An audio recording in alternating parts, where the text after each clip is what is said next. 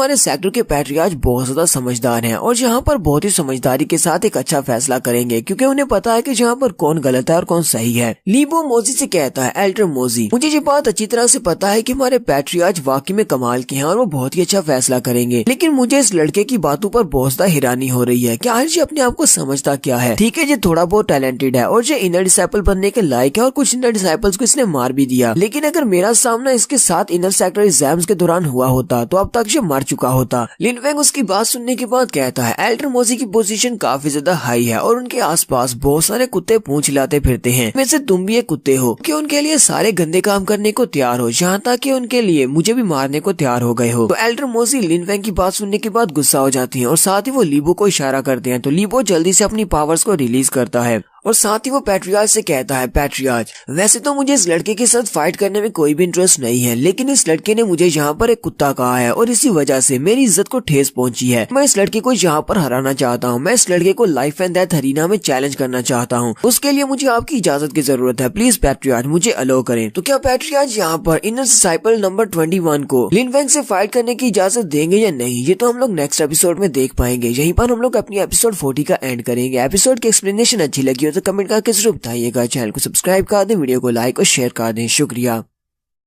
Dark spirit की last episode के and पे हमने देखा था एक स्टूडेंट जिसका नाम लीबो होता है, वो पैट्रियार्च से कहता है, पैट्रियार्च, इस लड़के ने मेरी इंसल्ट किया है, इसलिए मुझे इजाजत दें, मुझे इसके साथ फाइट करनी है, वो भी लाइफ एंड डेथ अरीना में। पैट्रियार्च लीबो की बात सुनने के बाद सोच रहे होते हैं, लीबो काफी ज्यादा स्ट्रॉन्ग है, इनर डिसाइपल्स के रैंक में 21 नंबर पर है। इस वक्त वो अपनी सेकंड सोल लेयर पर है। मुझे नहीं लगता कि लिन फेंग इसको आसानी से हरा पाएगा, क्योंकि लिन फेंग अपनी सोल लेयर के फर्स्ट लेवल पर है। क्योंकि लिन फेंग ने अभी तक अपनी पावर्स शो नहीं करवाई, इसलिए पैट्रियार्च को इस बारे में नहीं पता कि लिन फेंग भी अपनी सोल लेयर के थर्ड लेवल पर पहुंच चुका है। लिन फेंग पैट्रियार्च के चेहरे के एक्सप्रेशंस देखने के बाद कहता है, पैट्रियार्च, हालांकि मुझे भी इस लड़के के साथ फाइट करने में कोई भी दिलचस्पी नहीं है, लेकिन ये लड़का यहाँ पर इस बात को साबित करने के लिए मुझसे फाइट करना चाहता है कि एल्डर मोजी ने मेरे साथ कुछ भी गलत नहीं किया, मैं बस यहाँ पर बकवास कर रहा हूँ। और ये भी बात साबित करना चाहता है कि ये एल्डर मोजी का कुत्ता नहीं है। मैं इसके चैलेंज को एक्सेप्ट करने को तैयार हूँ, तो ठीक है, इसलिए प्लीज आप इसकी रिक्वेस्ट को एक्सेप्ट कर लें और मुझसे फाइट करने दें। पैट्रियार्च लिन फेंग की तरफ देखते हैं और कहते हैं, ये लड़का तो काफी ज्यादा कॉन्फिडेंट है, चलो ठीक है। वो लीबो से कहते हैं, ठीक है, मैं तुम्हारी रिक्वेस्ट को एक्सेप्ट करता हूँ। लीबो ये बात सुनते ही बड़ी स्पीड से अरीना में चला जाता है। लीबो नीचे उतरने के बाद अपनी इलेक्ट्रिक एनर्जी को रिलीज करते हुए लिन फेंग से कहता है, लिन फेंग, जैसा कि पैट्रियार्च ने प्रूव किया है, हम लोग लाइफ एंड डेथ अरीना में फाइट कर रहे हैं और इस फाइट का अंजाम एक दूसरे की मौत बारी होगा। आज यहीं पर तुम्हारा अंत होने वाला है, तुम यहीं पर मरोगे। तुम्हारा मरना तो यहाँ पर तय है, क्योंकि तुम एक जूनियर डिसाइपल हो जो अभी अभी इनर डिसाइपल बने हो, जबकि मैं अपनी सोल लेयर के थर्ड लेवल पर हूँ। लिन फेंग से कहता है, अगर यहाँ पर बकवास करने की बात की जाए तो वाकई में तुम इस कंपटीशन को जीत सकते हो। साथ ही लिन फेंग अपनी पाम टेक्निक को रेडी करते हुए उसके ऊपर अपनी पाम से एनर्जी फेंकता है। लीबो अपने हाथ को सामने की तरफ करते हुए उसकी एनर्जी को डिफ्लेक्ट कर लेता है और कहता है, ये तो बस एक छोटी सी ट्रिक थी, तुम्हें क्या लगा था कि तुम अपनी इस एनर्जी के साथ मुझे हर्ट कर सकते हो। साथ ही लीबो अपने हाथ के अंदर अपनी एनर्जी को इकट्ठा करता है और अपनी एनर्जी के साथ एक बड़ी सी खोपड़ी बना लेता है और उसी खोपड़ी के साथ ही अपने पंजे को आगे बढ़ाता है ताकि वो लिन फेंग के ऊपर अटैक कर सके। और उसके हाथों के अंदर से काफी सारी इलेक्ट्रिक पावर निकल रही होती है, क्योंकि लिन फेंग उसके सामने बड़ी आराम से खड़ा होता है। वो वहीं पर अपने स्पेशल स्किल को यूज करता है और रोरिंग थंडर स्किल को यूज करते हुए अपने सामने बहुत सारी तलवारें बना लेता है जो कि उसकी प्रोटेक्शन शील्ड होती हैं और लीबो का अटैक उस तक नहीं पहुंच पाता। जैसे लीबो का अटैक उसके शील्ड के साथ टकराता है, लिन फेंग अपनी एनर्जी को इंक्रीज करता है तो उस शील्ड के अंदर से बहुत सारी एनर्जी सर्ज निकलती है और लीबो भी पीछे की तरफ हट जाता है और वो काफी ज्यादा जख्मी हो जाता है। वो काफी ज्यादा हैरान होता है कि आखिर यहाँ पर हो क्या रहा है। इस लड़के के पास जो स्वर्ड की फोर्स है वो तो बहुत ज्यादा है। लीबो जख्मी होने के बाद जब पीछे हटता है वो लिन फेंग से कहता है, तुम अपनी सोल लेयर के फर्स्ट लेवल पर नहीं हो, बल्कि तुम तो अपनी सोल लेयर के सेकंड लेवल पर हो, तुमने ये बात सभी से छुपाई है। लिन फेंग अपनी तलवार निकालता है और घुमाते हुए उसके ऊपर अटैक करते हुए कहता है, तो इस बात से क्या फर्क पड़ता है, तुम तो अपनी सोल लेयर के थर्ड लेवल पर हो। लिन फेंग जब दूसरी बार उसके ऊपर स्ट्राइक लगाता है तो वो पीछे काफी दूर तक घिसटता हुआ जाता है। उसकी हालत काफी ज्यादा खराब हो जाती है। वहीं पर वो खड़ा होकर खांसना शुरू कर देता है और इस बारे में सोच रहा होता है कि स्वर्ड फोर्स तो बहुत ज्यादा है, इसकी स्वर्ड फोर्स इतनी ज्यादा है कि ये यहाँ पर बड़ी आसानी से मुझे मार सकता है, इसलिए मुझे नहीं लगता कि मैं इस लड़के के साथ यहाँ पर फाइट करके इसको हरा सकता हूँ। लीबो कहता है, ठीक है, मैं सरेंडर करता हूँ, मैं अपनी हार मानता हूँ, मैं तुमसे फाइट नहीं कर सकता। पैट्रियार्च भी इस बात से बहुत ज्यादा हैरान हो जाती है और कहती है, लड़का तो अपनी सोल लेयर के सेकंड लेवल पर पहुंच चुका है और इसके पास जो स्वर्ड फोर्स है वो काफी ज्यादा स्ट्रॉन्ग है। इसने यहाँ पर लीबो को भी हार मानने पर मजबूर कर दिया है। इसका मतलब ये लड़का तो वाकई में एक जीनियस है। ऐसा जीनियस मैंने पिछले 100 साल में नहीं देखा। लिन फेंग आगे बढ़ता है, लीबो से कहता है, तुम्हें किसने कह दिया कि कि तुम यहाँ पर सरेंडर कर सकती हो। तुमने खुद इस मैच के स्टार्ट होने से पहले कहा था कि ये लाइफ एंड डेथ का मैच है, यहाँ पर हम दोनों में से एक के मरने पर ही ये मैच खत्म होगा। मुझे एक बात बताओ, अगर मैच यहाँ पर तुम्हारी जगह पर होता तो क्या तुम मुझे जिंदा छोड़ देते अगर मैं तुम्हारे सामने कहता कि मैं सरेंडर करता हूँ? तो लीबो लिनफेंग से कहता, हाँ ये बात मैं एक्सेप्ट करता हूँ कि तुम मुझसे ज्यादा स्ट्रॉन्ग हो, लेकिन तुम यहाँ पर मुझे मार नहीं सकते, और ऊपर से तुमने यहाँ पर मुझे हरा दिया है, तो तुम्हें क्या लगता है कि मैं तुम्हें ऐसे जाने दूंगा? इस बात का भी तुमसे बदला लूंगा। तो लिनफेंग बड़ी स्पीड से आगे बढ़ता है और कहता है, तुम्हें तुम्हारे जैसे सांपों के सर कुचलना जानता हूँ। मुझे पता है कि तुम बाद में अपनी हार का बदला लेने के लिए मुझसे आओगे, तो मुझे यहीं पर तुम्हें मारना होगा। लिनफेंग बड़ी स्पीड से आगे बढ़ता है अपनी तलवार लेकर, जबकि लीबो भी सामने की तरफ से अपने थंडरबोल्ट्स को रिलीज करता है ताकि वो हमारे लिनफेंग को वहाँ पर रोक सके। लेकिन लिनफेंग को तो यहाँ पर इसको मारने से कोई भी चीज नहीं रोक सकती। लिनफेंग बड़ी स्पीड से उसके पास से गुजर जाता है अपनी तलवार को घुमाते हुए, और साथ ही नेक्स्ट सीन में दिखाते हैं कि उसने लीबो की गर्दन उड़ा दी है। देखने वाले सारी बहुत ज्यादा हैरान होते हैं, स्पेशली एल्डर्स भी जो बाहर से आए हैं। सेकंड प्रिंस लैंग भी ये देखकर बहुत ज्यादा हैरान होता है। प्रिंस लैंग कहता है, मुझे ये लड़का चाहिए, अगर ये लड़का मेरी मून अकेडमी को ज्वाइन करने के लिए रेडी नहीं होता तो मुझे इसे यहीं पर मारना होगा, क्योंकि फ्यूचर में जो मेरे लिए भी खतरा बन सकता है।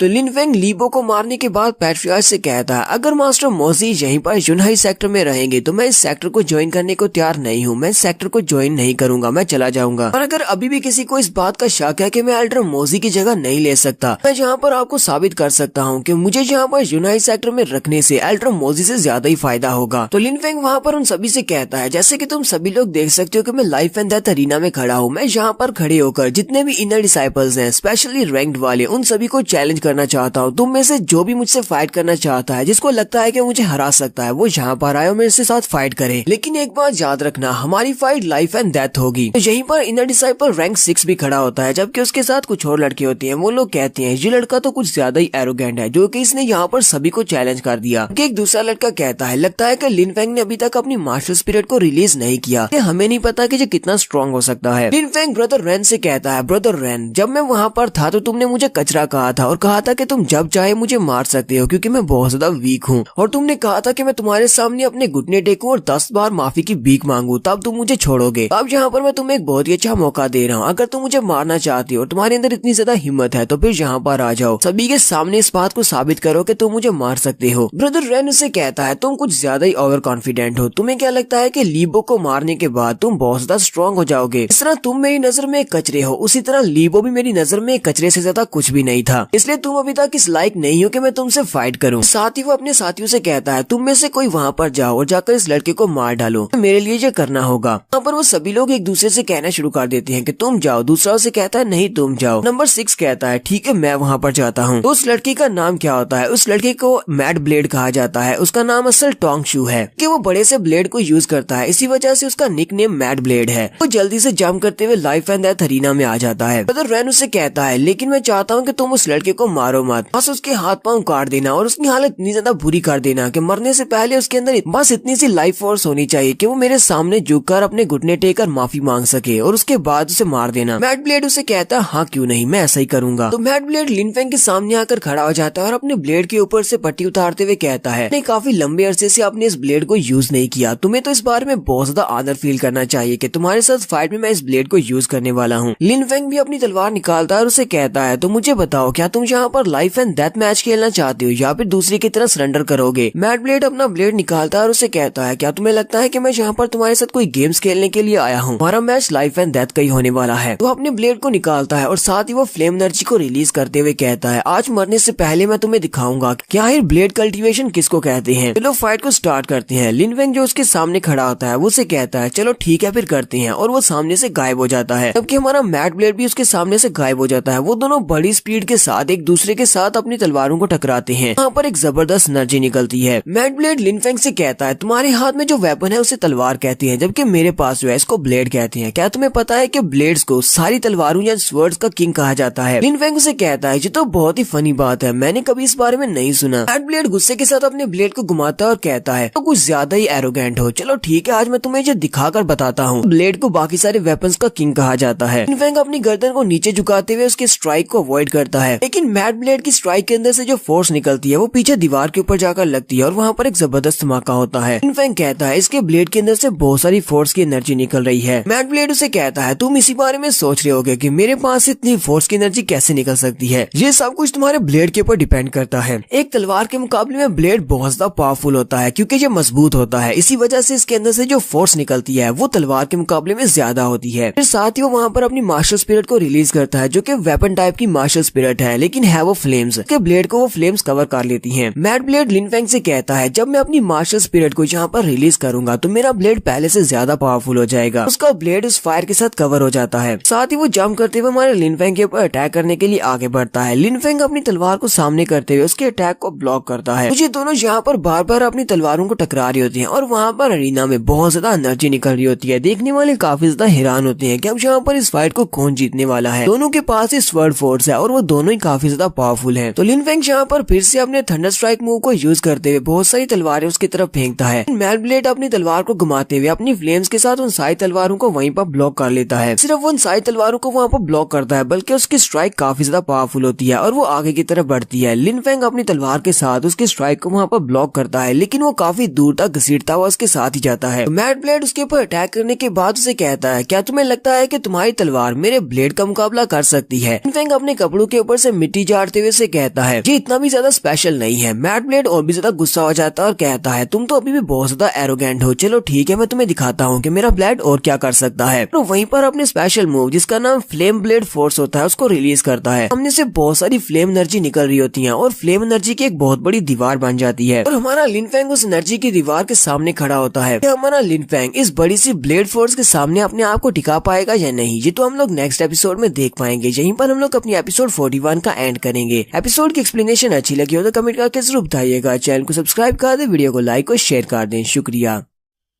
तो गाइस कैसे हैं आप सब लोग? डार्क स्पिरिट के एपिसोड 42 के साथ हाजिर हूं। तो लास्ट एपिसोड के एंड पे हम सभी ने देखा था लिन फेंग वहां पर क्योंकि सभी ने डिसाइपल्स को चैलेंज करता है तो वैन रैन खुद तो उसके साथ फाइट करने के लिए नीचे नहीं उतरता बल्कि उसकी जगह पर एक रैंक नंबर 6 होता है जिसका नाम एलन है। वो उससे फाइट करने के लिए नीचे उतरता है और उस लड़के को मैड ब्लेड भी कहा जाता है क्योंकि उसके पास ब्लेड होता है। वो ब्लेड के साथ ओरा की पावर को रिलीज कर सकता है। तो मैड ब्लेड और हमारे लिन फेंग के दरमियान में फाइट हो रही होती है। थोड़ी देर तक तो वो दोनों ही एक दूसरे के साथ अच्छे से फाइट करते हैं लेकिन मैड ब्लेड के पास जो ब्लेड फोर्स होती है वो लिन फेंग की स्वर्ड फोर्स से ज्यादा पावरफुल होती है। वो अपनी फायर पावर को साथ में रिलीज करते हुए हमने फोर्स की एक बड़ी सी वॉल बनाता है। लिन फेंग उस वॉल के सामने खड़ा होता है और यहीं पर हमारी एपिसोड का एंड हुआ था। तो लिन फेंग वहीं पर खड़े खड़े अपनी डार्क स्पिरिट को रिलीज करता है जो कि अब सेलेस्टियल डार्क स्पिरिट है और उसी के साथ ही यहाँ के डार्क स्पिरिट के साथ चमकना शुरू हो जाती है जिससे वो सामने की तरफ देखकर उसके फ्लॉस को देख सकता है। उस बड़ी सी ओरा की दीवार के अंदर घूर कर देखता है तो उसे पता चलता है कि इसके अंदर कहीं पर वीकनेस है और खाली जगह है। तो लिन फेंग को जैसी वहां पर उसकी कोई वीकनेस दिखाई देती है वो जल्दी से जंप करता हुआ उस बड़े से ब्लेड ओरा की वॉल के अंदर चला जाता है और अपनी दीवार को सामने की तरफ करता है जिससे वो उसकी ओरा की दीवार को तोड़ता हुआ उसको चीरता हुआ सामने की तरफ निकल जाता है। जबकि मैड ब्लेड बहुत ज्यादा खुश होता है और कह रहा होता है वैन रैन प्लीज मुझे माफ करना, तुमने कहा था कि इसको जिंदा छोड़ देना ताकि ये तुम्हारे सामने घुटने टेकर माफी मांग सके, लेकिन अफसोस ये बेचारा तो जलकर मर गया। नंबर 6 मैड ब्लेड वहीं पर खड़ा खड़ा अभी खुशी हो रहा होता है कि उसी वक्त लिन फेंग की तलवार उसकी बॉडी के आर पार हो जाती है और मैड ब्लेड भी चिल्लाता हुआ पीछे की तरफ गिर जाता है। उसके मुंह से और उसकी चेस्ट से ब्लड निकल रहा होता है। कहता है ऐसा कैसे हो सकता है? देखने वाले भी बहुत ज्यादा हैरान हो जाते हैं। पैट्रियार्च ये देखने के बाद कहते हैं हमारे इनर सेक्टर का रैंक नंबर 6 भी इतनी आसानी के साथ लिन फेंग के हाथों मारा गया। लगता है कि हमारा लिन फेंग वाकई में हमारे यूनहाई सेक्टर का फ्यूचर है क्योंकि ये लड़का एक जीनियस है जो कि यहाँ पर इतनी आसानी के साथ इस लड़के को मार पाया है। मैड ब्लेड लिन फेंग से कहता है तुमने ये सब कुछ कैसे कर लिया? तुमने मेरी ब्लेड फोर्स की दीवार को कैसे पार किया? लिन फेंग उसे कहता है तुमने यहाँ पर ब्लेड फोर्स को यूज किया जब मैं यहाँ पर अपनी स्वर्ड फोर्स को यूज कर रहा था। ये दोनों ही फोर्सेस हैं जो कि फाइट में हमारी हेल्प करती हैं। लेकिन मैं जब अपनी तलवार को बाहर निकालता हूँ तो मैं किसी की जान लेने के लिए अपनी तलवार को निकालता हूँ। इसी वजह से मैं यहाँ पर जीत पाया हूँ और तुम हार चुके हो। फिर साथ ही लिन फेंग अपनी तलवार को घुमाता है और उसका गला भी काट देता है ताकि वो जल्दी से वहाँ पर मर जाए। तो लिन फेंग उसको मारने के बाद फिर से ऊपर की तरफ देखता है और इनर डिसाइपल से कहता है क्या तुम में से कोई ऐसा है जो मुझसे फाइट करना चाहता है तो जल्दी से यहाँ पर नीचे आ जाओ। लेकिन वो सारे डर के मारे पीछे की तरफ हटना शुरू हो जाते हैं। यहीं पर इनर डिसाइपल्स के रैंक नंबर 2 को भी दिखाया जाता है जो कि बहुत ज्यादा घबराया हुआ होता है। वो कहता है अगर मैड ब्लेड के साथ मेरी फाइट होती तो मुझे भी उसे हराने में बहुत ज्यादा मुश्किल होती है क्योंकि मैड ब्लेड इतना भी कमजोर नहीं था। लेकिन इस लड़के लिन फेंग ने उसे इतनी आसानी से हरा दिया। इसका मतलब तो ये है कि ये लड़का उससे भी ज्यादा स्ट्रॉन्ग है और ये मेरे से भी ज्यादा स्ट्रॉन्ग है। अब सिर्फ ब्रदर रैन ही उसके साथ फाइट कर सकता है। लिन फेंग कहता है अब तो इनमें से कोई भी मुझसे फाइट नहीं करना चाहता तो ब्रदर रैन चलो जल्दी से यहाँ पर आ जाओ। अब तुम्हें पता चल गया ना कि मैं तुमसे फाइट करने के लायक हूँ। तुम मुझे मारना चाहते थे क्योंकि तुम्हें लगता है कि तुम मुझसे ज्यादा स्ट्रांग हो। अब जबकि मैं तुमसे ज्यादा स्ट्रांग हूँ तो इसका मतलब यह है कि मैं भी तुम्हें मार सकता हूँ। मैं तुम्हें चैलेंज करता हूँ, चलो जल्दी से लाइफ एंड डेथ अरीना में आ जाओ। ब्रदर रेन उसके चैलेंज को एक्सेप्ट करता है और जंप करता हुआ अरीना के सेंटर में चला जाता है। हमारा लिन फेंग और हमारा रेन दोनों एक दूसरे के आमने सामने हैं। ब्रदर रेन वहाँ पर आने के बाद उसे कहता है, आज मैं यहाँ पर इन सभी लोगों के सामने तुम्हारी जान लूंगा और इन सभी को ये बात साबित करूंगा कि मैं ब्रदर रेन सबसे ज्यादा स्ट्रांग हूँ और स्ट्रांग होने के नाते मैं किसी की भी जान ले सकता हूँ। लिन फेंग उसे कहता, हाँ अगर यहाँ पर बातें करने का कंपटीशन होता तो फिर ठीक है, कोई भी तुम्हें उसमें नहीं हरा सकता क्योंकि तुम कुछ ज्यादा ही बकवास करते हो। रेन और भी ज्यादा गुस्सा हो जाता है और अपनी पावर्स को रिलीज करता है और कहता है, चलो ठीक है अब बस बहुत हुआ, चलो जल्दी से फाइट को स्टार्ट करते हैं। लेकिन उसी वक्त पैट्रियार्च उठकर खड़े हो जाते हैं और उन दोनों से कहते हैं, तुम दोनों यहाँ पर फाइट नहीं कर सकते, तुम दोनों हमारी यूनाई सेक्टर की प्राइड हो और फ्यूचर हो। मैं चाहता हूँ कि तुम दोनों इस कंपटीशन को सिर्फ एक फ्रेंडली स्पार समझो और आपस में फाइट करो, एक दूसरे को हराने की कोशिश करो, मगर एक दूसरे की जान मत लेना। साथ ही पैट्रियार्च सोच रहे होते हैं, वेन रेन जैन ये इनर सेक्टर्स का नंबर 1 डिसाइपल है और बाकी के सभी से बहुत ज्यादा स्ट्रॉन्ग है और बहुत ही जल्दी एक कोर डिसाइपल बनने वाला है, इसको यहाँ पर बिल्कुल भी नहीं खो सकता। और ऊपर से लिन फेंग ने भी अपनी पावर को यहाँ पर साबित किया है कि वो बाकी सभी से बहुत ज्यादा स्ट्रॉन्ग है, इसी वजह से मैं उसको भी नहीं खो सकता। ब्रदर रेन पैट्रियार्च से कहता है, पैट्रियार्च ये लड़का बार बार मुझे यहाँ पर साबित करने की कोशिश कर रहा है कि ये मुझसे ज्यादा स्ट्रॉन्ग है, ये अपने आप को मुझसे ज्यादा महान समझता है, तो क्या आपको क्या लगता है कि मैं इससे डरता हूँ जो इसके साथ फ्रेंडली स्पार करूंगा। पैट्रियार्च लिन फेंग से कहते हैं, लिन फेंग चलो ठीक है फिर तुम्हें पीछे हटना होगा। लिन फेंग उनसे कहता है, पैट्रियार्च मुझे लगता है कि आप अभी मुझे कुछ ज्यादा ही काम मांग रहे हैं। पैट्रियार्च क्या आपको लगता है कि मैं इस जैसे कचरे से हार सकता हूँ? ऐसा नहीं हो सकता, यहाँ पर हमें लाइफ एंड डेथ मैच की इजाजत दे। पैट्रियार्च लिन फेंग से कहते हैं, लिन फेंग वेन रेन जैन ये अपनी सोल लेयर के 3rd लेवल के पीक पर है और इसके पास जो मार्शल स्पिरिट है वो बैम्बू स्पिरिट है। तुम्हें ब्लू बैम्बू स्पिरिट के बारे में तो पता होगा, ब्लू बैम्बू स्पिरिट बहुत ज्यादा पावरफुल होती है और इसने अपनी स्पिरिट को फुली अवेकन किया हुआ है, इसलिए तुम इसके सामने नहीं टिक पाओगे। अब मुझे पता है कि तुम एक जीनियस हो लेकिन फिलहाल तुम इसको नहीं हरा सकते, तुम्हें और ज्यादा प्रैक्टिस की जरूरत है। लिन फेंग उनकी बात सुनने के बाद सोच रहा होता है, पैट्रियार्च ने मुझे इसकी मार्शल स्पिरिट के बारे में बताया जो कि बैम्बू स्पिरिट बीस्ट होती है, एक ब्लू कलर का स्नेक होता है जो कि बैम्बूज में रहता है, इसका पॉइजन बहुत ज्यादा पावरफुल होता है। तो यहीं पर हमारे ब्रदर वेन रेन रैन की मास्टर भी आ जाती है। मास्टर वहाँ पर आकर पैट्रियार्च से कहती है, पैट्रियार्च आप मेरे बच्चे को यहाँ पर फाइट करने से क्यों रोक रहे हैं? हमारे यूनाई सेक्टर में ऐसा कोई भी रूल नहीं है कि अगर 2 बच्चे एक दूसरे को चैलेंज करके लाइफ एंड डेथ अरीना में फाइट करना चाहते हैं तो पैट्रियार्च उन्हें रोक सके। इस लिन फैमिली के लड़के ने मेरे डिसाइपल की यहाँ पर बहुत ज्यादा इंसल्ट की है, इसी वजह से चाहती हूँ कि आप मेरे स्टूडेंट को फाइट करने की इजाजत दें ताकि ये दोनों यहाँ पर लाइफ एंड डेथ अरीना में फाइट कर सके। पैट्रियार्च कहते हैं, ये बुढ़िया यहाँ पर क्या कर रही है? ये यहाँ पर आकर बात को और ज्यादा बिगाड़ रही है। तो बूढ़ी मास्टर पैट्रियार्च से कहती है, पैट्रियार्च मैं तुम्हें फिर से कह रही हूँ, हमें जूनियर्स की फाइट में इंटरवीन नहीं करना चाहिए, हमारे सेक्टर का मजाक उड़ाया जाएगा, इन दोनों को फाइट करने दो। तो यहीं पर मास्टर बीलाव की एंट्री भी होती है। मास्टर बीलाव वहाँ पर आते हैं और उसे कहते हैं, बुढ़िया तुम यहाँ पर क्या कर रही हो? अगर तुम पैट्रियार्च को इस सब में इंटरफियर नहीं करने देना चाहती फिर तुम्हारा यहाँ पर क्या काम है? वो भी वहीं पर उस बुढ़िया के पास ही लैंडिंग करते हैं। पैट्रियार्च भी मास्टर बीलाव को वहाँ पर देखकर काफी ज्यादा हैरान होती है और कहते हैं, पर लिन फेंग और वेन रेन जैन के दरमियान में फाइट होने वाली है, इसी वजह से 2 बहुत ज्यादा पावरफुल प्रोटेक्टर्स यहाँ पर आ चुके हैं। मास्टर बीलाव वहाँ पर आने के बाद लिन फेंग से कहते हैं, लिन फेंग तुम्हें इस बारे में क्या लगता है? तो तुम इस लड़की के साथ फाइट ना करने का फैसला करते हो तो मैं तुम्हें इस लड़के से बचाऊंगा चाहे कुछ भी हो जाए। लिन फेंग उनसे कहता है, मास्टर बीलाव आपका बहुत बहुत शुक्रिया, लेकिन मैं यहाँ पर इस लड़के के साथ फाइट करते हुए मरना पसंद करूंगा के बजाय कि डर कर पीछे हटूं। मास्टर बीलाव से कहते हैं, चलो ठीक है, अगर तुम्हें ऐसा लगता है तो तुम इसके साथ फाइट कर सकते हो, मेरी तरफ से तुम्हें पूरी इजाजत है, लेकिन तुम्हारे पास अभी भी एक मौका है कि तुम पीछे हट सकते हो, मैं तुम्हें हर हाल में प्रोटेक्ट करूंगा।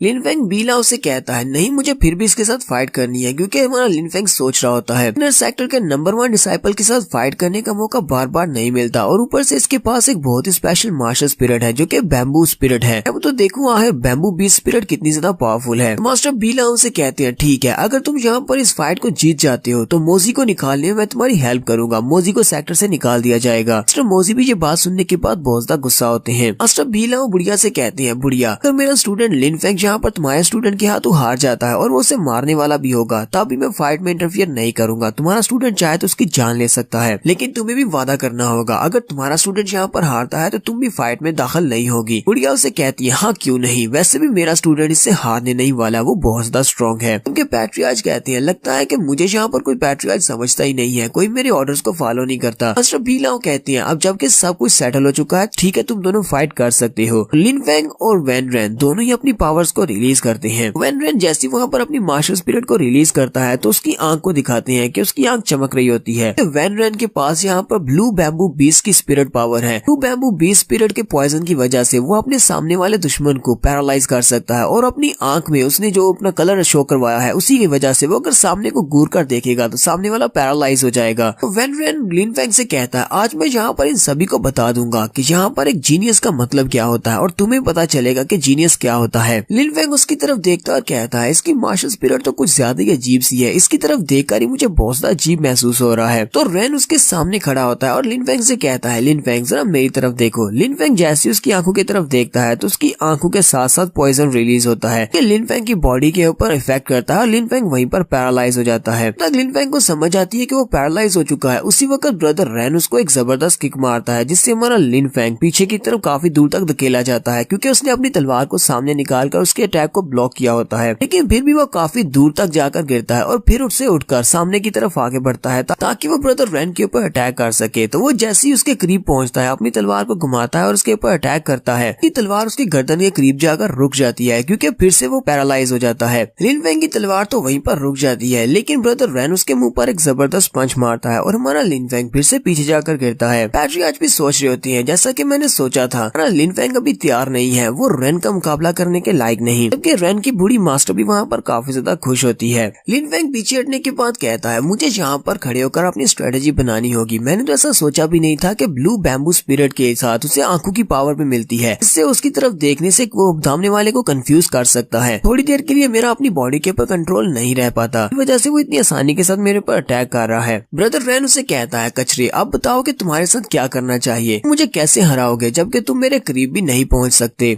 मुझे तो इस बात की समझ नहीं आती कि मास्टर बीलाओ ने तुम्हें ऐसा क्या देखा कि जो उन्हें तुम्हारे ऊपर इतना ज्यादा भरोसा है कि तुम मुझसे फाइट कर सकते हो। लेकिन बहुत ही जल्दी मास्टर बीलाओ को इस बात का पता चल जाएगा उन्होंने यहाँ पर एक बहुत बड़ी गलती कर दी है, तुम एक कचरे से ज्यादा कुछ भी नहीं हो। और यहीं पर हम लोग अपनी एपिसोड 42 का एंड करेंगे। एपिसोड की एक्सप्लेनेशन अच्छी लगी हो तो कमेंट करके जरूर बताइएगा। चैनल को सब्सक्राइब करते हैं, वीडियो को लाइक और शेयर कर दें। शुक्रिया। डार्क स्पिरिट के एपिसोड 43 के साथ हाजिर हूँ। तो लास्ट एपिसोड के एंड पे हमने देखा था लिन फेंग हमारे ब्रदर रेन के सामने बिल्कुल बेकार साबित होता है क्योंकि रेन पर अपनी ब्लू बैम्बू स्पिरिट की पावर को यूज कर रहा है जिसकी वजह से वो सामने वाले ओपोनेंट को कंफ्यूज कर सकता है या फिर उसको पैरालाइज कर सकता है। लिन फेंग अपनी डार्क स्पिरिट को रिलीज करते हुए स्वर्ड ऑफ निर्वाणा के first move life taking move को यूज करते हुए सामने की तरफ एक स्लैश लगाता है एंड उसके सामने खड़े खड़े उसके अटैक को अवॉइड कर लेता है। वो फिर से उसके ऊपर स्लैश लगाता है, वो फिर से उसके अटैक को अवॉइड कर लेता है। फिर हमारा लिन फेंग अपने पास एनर्जी से बनी हुई बहुत सारी तलवारें निकालता है, एक साथ उन सभी को शूट करता है। लेकिन रेन की स्पीड काफी ज्यादा होती है, उसकी ब्लू बैम्बू स्पिरिट पावर उसको बहुत ज्यादा स्पीड देती है जिससे कि वो सामने से आने वाली एनर्जी की तलवारों को बड़ी आसानी से डॉज कर सकता है। और लास्ट पे वो एक तलवार को अपने हाथ में पकड़कर उसको वहीं पर तोड़ देता है और उसे कहता है लगता है कि तुम्हारे पास और कोई भी स्पेशल मूव नहीं है, चाहे तुम्हारे पास और कितने भी अटैक मूव्स क्यों ना हो, अगर तुम मेरी स्पीड के साथ मैचअप नहीं कर सकते तो तुम मुझे यहाँ पर नहीं हरा सकते। मेरे सामने तुम एक कचरे से ज्यादा कुछ भी नहीं हो। देखने वाले बहुत ज्यादा हैरान हो जाते हैं और कहते हैं आज हमें पता चला कि रेन की ट्रू स्पिरिट क्या है। उसकी फाइटिंग स्पिरिट उसको ना सिर्फ पावर देती है बल्कि उसको स्पीड देती है। वो तो एक इनविंसिबल बंदा बन चुका है, यानी कि एक ऐसा फाइटर जिसको छुआ भी नहीं जा सकता। तो फिर ये लड़का इसको हराएगा कैसे? ब्रदर रेन लिन फेंग से कहता है इस बार मैं तुम्हें नहीं जाने देने वाला। लास्ट टाइम मैंने तुम्हें कहा था कि मेरे सामने घुटने टेको और माफी मांगो, मैं तुम्हें जाने दूंगा, लेकिन इस बार वो ऑफर खत्म हो चुकी है। क्या अब तुम्हें डर लग रहा है या नहीं?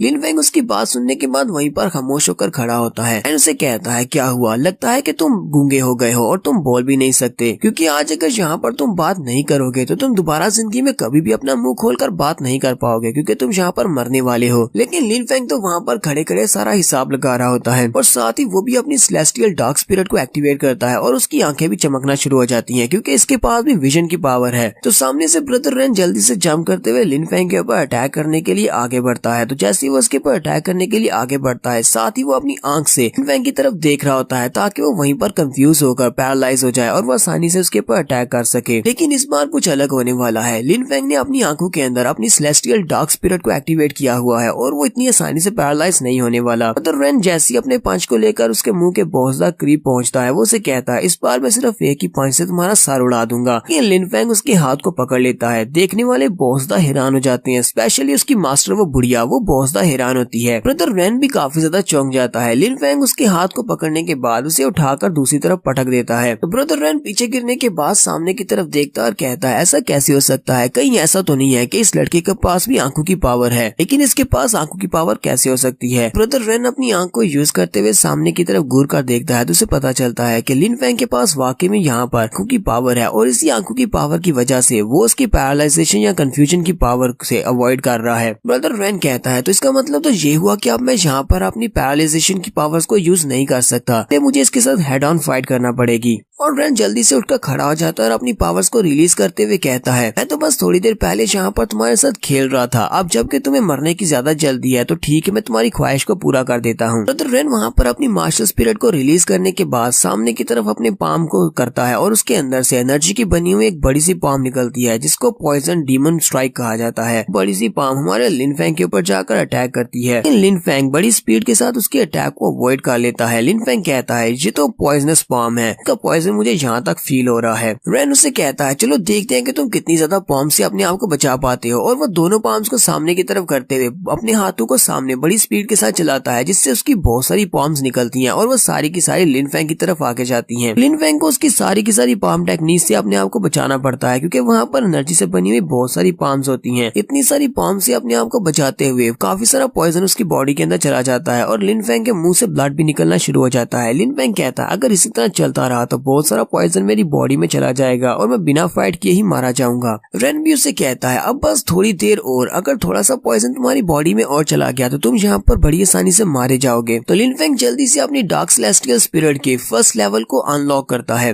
जिससे उसकी पूरी बॉडी डार्क स्पिरिट के साथ कवर हो जाती है। रैन जो कि सामने से अभी भी अपनी पाम्स के साथ उसकी तरफ अटैक कर रहा होता है, वहाँ पर सामने काफी सारा धुआं हो जाता है इसलिए उसे सामने कुछ दिखाई नहीं दे रहा होता, जबकि हमारा लिन फेंग वहीं पर खड़े खड़े अपनी सेलेस्टियल स्पिरिट को यूज करते हुए स्वर्ड ऑफ निर्वाणा टेक्निक के first move word of life taking को यूज करते हुए सामने की तरफ स्लैश लगाता है। कुएं को चीरती हुई उसकी स्लैश बाहर की तरफ निकलती है। ब्रदर रैन जैसे सामने की तरफ देखता है तो वो बहुत ज्यादा घबरा जाता है और जल्दी से उसके अटैक को अवॉइड करने की कोशिश करता है। फिर उसके पास इतना ज्यादा टाइम नहीं होता कि वो उस अटैक को अवॉइड कर सके। वो अपने दोनों हाथों को सामने की तरफ करता है ताकि अपने हाथों के साथ इसको ब्लॉक कर सके। लिन फेंग की एनर्जी की वो स्लैश वो उसकी हाथ के अंदर आकर धंस जाती है। रैन कहता है ये मूव तो काफी ज्यादा डेंजरस था, अगर मैंने इसको यहाँ पर आते हुए अचानक से न देख लिया होता, मैं अपने हाथों के ऊपर स्केल ट्रांसफॉर्मेशन को अप्लाई नहीं करता तक ये मेरी बॉडी के आर पार हो चुका होता। ब्रदर रैन कहता है ये इम्पॉसिबल है, ऐसा कैसे हो सकता है, हालांकि मैं अपनी स्पिरिट को यूज करते हुए यहाँ पर इससे ज्यादा तेज हूँ लेकिन फिर भी ये मेरी स्पीड के साथ कैसे मैच अप कर रहा है। ऊपर से इसके अटैक्स का डैमेज इतना पावरफुल है, मुझे भी यहाँ पर डर लगने लगा है कि ये बहुत ही जल्दी मुझे मार डालेगा। तो लिन फेंग धुएं के अंदर से बाहर निकलता है और उसे कहता है तुमने अपने आप को एक जीनियस कहा था, तुम्हें लगता है कि यहाँ पर अकेले तुम ही हो जिसके पास एक मार्शल स्पिरिट है, क्योंकि अभी तक मैंने अपनी मार्शल स्पिरिट को तो रिलीज किया ही नहीं। साथ ही लिन फेंग अपनी डार्क स्पिरिट को रिलीज करता है जो कि वहाँ पर सभी को दिखाई दे सके। प्रिंस लैंग भी ये देखकर कहते हैं ये लड़का तो वाकई में एक मॉन्स्टर है। पैट्री आज भी ये देखकर बहुत ज्यादा हैरान होते हैं और कहते हैं मुझे इस लड़के के बारे में याद है कि इस लड़के के पास जो मार्शल स्पिरिट थी तो एक स्नेक टाइप की मार्शल स्पिरिट थी जिसकी वजह से इसे कचरा कहा जाता था, लेकिन इसके पास ये बड़ी सी डार्क टाइप की स्पिरिट कौन सी है, कहीं ऐसा तो नहीं है कि इस लड़के के पास डुअल स्पिरिट है। तो रैन भी उसकी तरफ देखने के बाद यही सोच रहा होता है कि मैंने तो इसके बारे में सुना था कि इसके पास एक छोटी सी स्नेक टाइप की स्पिरिट है जो कि अभी तक अवेकन नहीं हुई और बहुत ज्यादा वीक है, कि ये इतनी ज्यादा डार्क कलर की एनर्जी कहाँ से निकल रही है। तो लिन फेंग उसके सामने खड़े खड़े अपनी मार्शल स्पिरिट को रिलीज करते हुए अपनी स्पीड को इंक्रीज करता है और वो बड़ी स्पीड से उसके पीछे वाली साइड पर चला जाता है। तो रैन पीछे की तरफ घूमता और कहता है इसकी नई स्पिरिट ये इसको बहुत ज्यादा स्पीड दे रही है और बहुत ज्यादा पावर दे रही है, इतनी स्पीड के साथ मेरे लिए डॉज करना काफी ज्यादा मुश्किल है, लेकिन मुझे डॉज करना होगा ताकि मैं मौका देख सकूं, जैसे मुझे मौका मिलेगा मैं इसके ऊपर अटैक कर दूंगा, लेकिन पहले मुझे अपनी सारी की सारी मार्शल स्पिरिट को अपने पाँव में ट्रांसफर करना होगा ताकि मुझे स्पीड मिल सके। तो रैन अपने पाँव में अपनी मार्शल स्पिरिट को ऐड करने के बाद अपनी स्पीड को इंक्रीज करता है और बड़ी स्पीड के साथ एरिना में जंप करते हुए एक जगह से दूसरी जगह घूमना शुरू कर देता है। तो लिन फेंग से कहता है अब जबकि तुम मुझे पकड़ ही नहीं पाओगे तो देखता हूँ तुम मुझे हिट कैसे करोगे। जबकि हमारा लिन फेंग दूर ही खड़ा अपनी तलवार को लेकर उसके ऊपर निशाना लगा रहा होता है और वहीं से अपनी डार्क सेलेस्टियल स्पिरिट जो कि उसने अपनी आंखों में एक्टिवेट की है उसके साथ वो प्रेडिक्ट करता है और अपनी तलवार के साथ एनर्जी को रिलीज कर देता है। रैन जो कि जंप करता हुआ साइड पर हटता है, उसी वक्त वो पीछे की तरफ देखता है कि लिन फेंग का अटैक उसी की तरफ आ रहा है। वो वहाँ से बड़ी मुश्किल के साथ उसको डॉज करता है, लेकिन वो ऊपर से नीचे की तरफ गिर जाता है। उसकी बुढ़िया मास्टर भी बहुत ज्यादा घबरा जाती है। ब्रदर रैन फिर से अपने बाजू को सामने की तरफ करते हुए उसकी एनर्जी को अपने हाथ में दंसाकर अपने आप को बचाता है, लेकिन इस बार तो रैन भी काफी ज्यादा घबरा चुका है। वो कहता है यहाँ पर हो क्या रहा है, के पास ना सिर्फ आइस पावर है, बल्कि ये तो मेरे नेक्स्ट मूव्स को प्रिडिक्ट भी कर सकता है कि मैं अगला मूव कहाँ पर चलने वाला हूँ और कहाँ पर जाने वाला हूँ। लिन फेंग उसका मजाक उड़ाते हुए कहता है, जीनियस, तुम यहाँ पर मेरे अटैक्स को सिर्फ डॉज ही क्यों कर रहे हो? थोड़ी देर पहले तो तुमने कहा था कि हम दोनों के दरमियान में जो बड़ा गैप है को ऐसे फिल नहीं किया जा सकता, लेकिन अब यहाँ पर तुम उस गैप को सिर्फ डॉजिंग से फिल करने वाली हो। तुम्हें अपने ऊपर शर्म आनी चाहिए, लोग तुम्हें देख रहे हैं, तुम कैसे जीनियस हो। तुमने तो कहा था कि यहाँ पर तुम सभी को दिखाने वाले हो कि एक असली का जीनियस कैसा होता है। हमें लगता है कि यहाँ पर ये सभी लोग तुम्हारी डॉजिंग देखने के लिए आए हैं कि एक जीनियस डॉज कैसे करता है। तुम यहाँ पर बाकी सभी को कचरा समझते हो जो भी तुमसे लो लेवल के हैं, लेकिन असल में यहाँ पर कचरा तुम हो। तो रेन उसकी बातें सुनने के बाद बहुत ज्यादा गुस्सा हो जाता है और अपने ऊपर उसका कंट्रोल नहीं रहता और वो उसे गाली देते हुए जल्दी से आगे बढ़ता है, अपने पंच में अपनी पावर्स को रिलीज करता है। यही वो उसकी सबसे बड़ी गलती है। गुस्से में वो सोच नहीं रहा कि वो क्या कर रहा है। वो भागता हुआ जल्दी से हमारे लिन फेंग के पास चला जाता है ताकि हमारा लिन फेंग उसे आसानी से काट सके। ब्रदर रेन का हाथ जैसे लिन फेंग के करीब पहुंचता है, लिन फेंग अपनी तलवार निकालता है ड्रासवर्ड स्किल मेथड के साथ। इस बार अगर उसने अपनी तलवार निकाली है तो वो उसकी गर्दन काट ही देगा। जैसे उसकी तलवार उसकी म्यान से बाहर निकलती है, उसी वक्त बुढ़िया मास्टर वहाँ पर आ जाती है और अपनी लाठी को सामने करते हुए लिन फेंग की तलवार को ब्लॉक कर लेती है और साथ ही उन दोनों को हिट करते हुए एक दूसरे से अलग कर देती है और सेंटर में खड़ी हो जाती है। बुढ़िया लिन फेंग से कहती है, लिन फेंग, तुमने इस मैच को जीत लिया, ठीक है, ये फैसला हो गया है, अब तुम अरीना से बाहर जा सकते हो। लिन फेंग कहता है, क्या बस इतना ही? क्या मैं ऐसे ही जीत गया? जबकि रेन अपनी मास्टर से कह रहा होता है, मुझे मास्टर जाने दे, इस कमीने को मैं सबक सिखाऊंगा, मैं इसकी जान लेकर रहूंगा, मैं इसको नहीं छोड़ूंगा। बुढ़िया मास्टर से कहती है, अपनी बकवास बंद करो, जब यहाँ पर खड़े रहो। अगर मैच यहाँ पर आकर तुम दोनों के मैच को नहीं रोकती तो अब तक तुम्हारा सर कट चुका होता। मास्टर बीला उस बुढ़िया से कहते हैं, बुढ़िया, तो तुमने अपने वादे को तोड़ दिया, तुमने कहा था कि तुम फाइट में इंटरफियर नहीं करोगी। कि पैट्रियार्च सोच रहे होते हैं, शुक्र है कि बुढ़िया मास्टर वहाँ पर चली गई और दोनों को एक दूसरे को मारने से रोक दिया, ना आज मैं यहाँ पर अपने यूनाइट सेक्टर के एक जीनियस को खो देता। बुढ़िया मास्टर से कहती है, नहीं, मैं अपने वादे को नहीं भूली, लेकिन वैन रेन जैन मेरा इकलौता डिसाइपल है, मैं अपने इकलौते डिसाइपल को यहाँ पर मरते हुए नेक दिल से देख सकती, चाहे मुझे यहाँ पर सभी के सामने आकर इसकी जान ही क्यों ना बचानी पड़े और सभी के सामने मेरी इंसल्ट ही क्यों ना हो जाए। पैट्रियार्च कहते हैं, तो इस मैच के लिए मैं डिक्लेयर करता हूँ कि लिन फेंग ने इस मैच को जीत लिया है। क्योंकि लिन फेंग ने इस मैच को जीता है और इनर डिसाइपल के नंबर 1 को हराया है, तो लिन फेंग आज से इनर डिसाइपल नंबर 1 है। तो वो सभी लोग जो बात सुनने के बाद बहुत ज्यादा खुश हो जाते हैं और वहाँ पर सिर्फ लिन फेंग के नाम के नारे लग रहे होते हैं। हनमैन और ल्यूफी भी काफी ज्यादा खुश होते हैं। मास्टर मोजी सोच रहे होते हैं, अब ये बहुत ही बुरा हुआ क्योंकि रेन हार चुका है। मास्टर बीला मुझे यहाँ से निकालने की पूरी कोशिश करेंगे। मास्टर बीला वहाँ पर खड़े होकर कहते हैं, आज के सेक्टर्स के एग्जाम्स खत्म हो चुके हैं, इसलिए तुम सभी लोग यहाँ से जा सकते हो। वो पैट्रियार्च से कहते हैं, पैट्रियार्च, सभी बच्चों से कहो कि सेक्टर एग्जाम्स खत्म हो गए हैं, सभी लोग वापस चले जाएं। सभी लोग भी ये बात सुनने के बाद बहुत ज्यादा हैरान हो जाते हैं। लिन फेंग और सारे बच्चे ये बात सुनने के बाद हैरान होते हैं। मास्टर बीला और पैट्रियार्च से कहते हैं, ना सिर्फ इन बच्चों को यहाँ से जाने का कहो, बल्कि इन सभी से ये भी कहो कि हम लोग अपने यूनाइट सेक्टर को डिस्बैंड कर रहे हैं, कि हमारा यूनाइट सेक्टर खत्म हो चुका है और सभी बच्चे अपने अपने घर जा सकते हैं। पैट्रियार्च भी ये बात सुनने के बाद बहुत ज्यादा हैरान हो जाते हैं। इस बात का क्या मतलब है, मास्टर बीलाओ ने ये बात क्यों की है, ये हम लोग नेक्स्ट एपिसोड में देखेंगे। यहीं पर एपिसोड 43 का एंड होगा। एपिसोड की एक्सप्लेनेशन अच्छी लगी हो तो कमेंट करके जरूर बताइएगा। चैनल को सब्सक्राइब कर दे, वीडियो को लाइक और शेयर कर दे। शुक्रिया।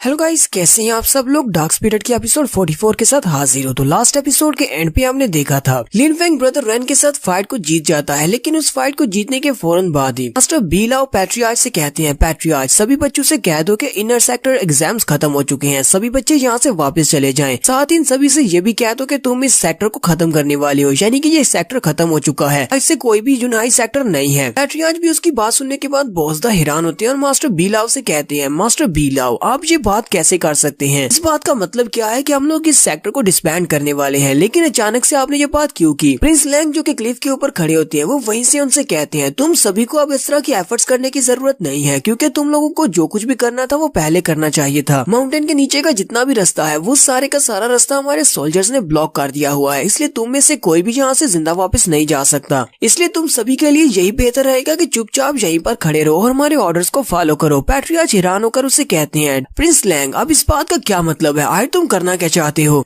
प्रिंस लैंग उसे कहते हैं, पैट्रियार्च, मुझे नहीं लगता कि तुम कोई इतने छोटे से बच्चे हो जिसे इस बात की समझ नहीं आ रही। मुझे क्या लगता है कि मैं बाकी के सारे महान सेक्टर्स के महान मास्टर्स को यहाँ पर लेकर क्यों आया हूँ? ये सारे के सारे सेक्टर के पैट्रियार्च हैं, लेकिन फिर भी ये यहाँ पर मेरे साथ आए हैं। हम लोग यहाँ पर सिर्फ तुम्हारे एग्जाम्स देखने के लिए नहीं आए। पैट्रियार्च उसे कहते हैं, तो फिर मुझे ये बताओ कि तुम सभी लोग यहाँ पर क्या करने के लिए आए हो? तुम्हें हमसे क्या चाहिए? प्रिंस लैंग अपना हाथ ऊपर उठाते हैं और उसे कहते हैं, जब मेरा बेटा यहाँ पर आया था तुम्हारे सामने रिक्वेस्ट लेकर, तुम्हें उसी वक्त तुम्हारी रिक्वेस्ट को मान जाना चाहिए चाहिए था। अब जबकि मैं यहाँ पर खुद आ चुका हूँ, तो मैं यहाँ पर खुद ही तुम्हारे बच्चों में से किसी को पिक करूंगा कि हमारी अकेडमी को ज्वाइन करने के लायक होंगे, जबकि बाकी सभी को मार दिया जाएगा। और साथ ही वो इशारा करते हैं। जैसे वो वहाँ पर इशारा करते हैं, ग्राउंड हिलना शुरू हो जाता है। सारे बच्चे अपने आसपास देखते हैं कि ये कैसी आवाज है। घोड़ों के पाँव पाँव की आवाज होती है। बहुत सारे सोल्जर्स अपने घोड़ों पर वहाँ पर आ जाते हैं और क्लिफ्स के ऊपर आकर खड़े हो जाते हैं। चारों तरफ से उन्होंने सारे बच्चों को वहाँ पर घेर लिया होता है। यूनहाई सेक्टर के सभी बच्चे क्योंकि इस वक्त एग्जाम में है और सारे के सारे इनर एल्डर्स और आउटर एल्डर्स भी यहीं पर हैं। ये सारे बच्चे बहुत ज्यादा घबरा जाते हैं, जबकि हमारी ल्यूफियन सोल्जर्स को देखकर बहुत ज्यादा हैरान होती है, क्योंकि वो सारे के सारे सोल्जर्स उसके डैड की आर्मी का हिस्सा हैं, उसके डैड की यूनिट के हैं। ल्यूफी हैरान होकर कहती है, ये तो रेड ब्लड कैवेलरी से है, लेकिन ये सभी लोग यहाँ पर क्या कर रहे हैं? कहीं ऐसा तो नहीं है कि मेरे फादर भी इस सब में शामिल है? मेरे फादर ने इन सारे सोल्जर्स को यहाँ पर भेजा है। लेकिन साथ ही कहती है, लेकिन मेरे फादर ऐसा कैसे कर सकते हैं? पैट्रियार्च सोल्जर्स को वहाँ पर देखकर बहुत ज्यादा गुस्सा होते हैं और प्रिंस लैंग से कहते हैं, कमीने कहेंगे, ये तुमने बिल्कुल भी ठीक नहीं किया। जबकि प्रिंस लैंग उसे कहते हैं, तुम्हें पता है कि ये आर्मी मेरी नहीं है, बल्कि ये तो तुम्हारे स्वयं ब्रदर की आर्मी है। जाओ जाकर उससे इस बारे में पूछो कि उसने अपनी आर्मी को यहाँ पर क्यों भेजा है। साथ ही प्रिंस लैंग आगे बढ़ते हैं और यूनहाई सेक्टर के सारे डिसाइपल्स से कहते हैं, यूनहाई सेक्टर के डिसाइपल्स, मेरी बात को ध्यान से सुनो। मैं यहाँ पर अपने एम्परर के ऑर्डर्स के ऊपर आया था। पहले भी हम लोगों ने तुम्हारे पैट्रियार्च के सामने इस बात को रखा था कि हम लोग एक नई एकेडमी बनाने वाले हैं और उसके लिए हमें कुछ जीनियस डिसाइपल्स की जरूरत है। लेकिन तुम्हारे पैट्रियार्च ने इस बात से मना कर दिया, जिसकी वजह से हमारे एम्परर बहुत ज्यादा गुस्सा है। और एम्परर के गुस्सा होने की वजह से एम्परर ने यहाँ पर जो ऑर्डर जारी किए हैं कि यूनहाई सेक्टर को डिस्बैंड कर दिया जाए। आज के पास यूनहाई सेक्टर खत्म हो जाएगा और यूनहाई सेक्टर के साथ साथ सारे के सारे डिसाइपल्स भी खत्म हो जाएंगे। लेकिन तुम में से सिर्फ कुछ स्ट्रॉन्ग लोगों को ही ये मौका दिया जाएगा कि वो स्नो मून एकेडमी को ज्वाइन कर सके, जबकि बाकी सभी लोगों की किस्मत उनके ऊपर डिपेंड करती है कि वो यहाँ पर क्या फैसला करेंगे। अगर वो हमारे खिलाफ जाएंगे तब भी मरेंगे, अगर भागने की कोशिश करेंगे तब भी मरेंगे। तो वो सारे बच्चे ये बात सुनने के बाद बहुत ज्यादा घबरा जाते हैं। उनमें से एक बच्चा पीछे की तरफ देखता है, वहाँ पर क्लिफ में से एक छोटा सा रास्ता होता है। वो कहता है, मुझे याद है ये वाला रास्ता, ये बाहर की तरफ निकलता है। लगता है कि अभी उन्होंने इस रास्ते की तरफ नहीं देखा और वो भागता हुआ सिर्फ जा रहा होता है। जबकि उसी वक्त हान ज़ूटियान अपनी आइस पावर्स को यूज करते हुए वहाँ से नीचे से आइस क्रिस्टल्स निकालते हैं और वहाँ पर जितने बच्चे खड़े होते हैं उन सभी को एक ही बार में मार देते हैं। सारे आइस क्रिस्टल्स उनकी बॉडी के आर पार हो जाते हैं, जबकि वो लड़का जो कि भागता हुआ जा रहा होता है वो भी वहीं पर मर जाता है। साथ ही वो पीछे वाले रास्ते को भी ब्लॉक कर देते हैं। हान ज़ूटियान उन सभी से कहते हैं, तुम सभी लोग यहाँ से भागने की कोशिश कर सकते हो, लेकिन यहाँ से भागने का फायदा नहीं है, क्योंकि तुम में से कोई भी जिंदा नहीं बचेगा। और वो सारे बच्चे पहले से भी ज्यादा घबरा जाते हैं। ये मास्टर तो वाकई में एक प्रोफाउंड ड्राम का एक्सपर्ट है। इसने यहाँ पर सिर्फ एक ही अटैक के साथ हमारे बहुत सारे बच्चों को मार डाला।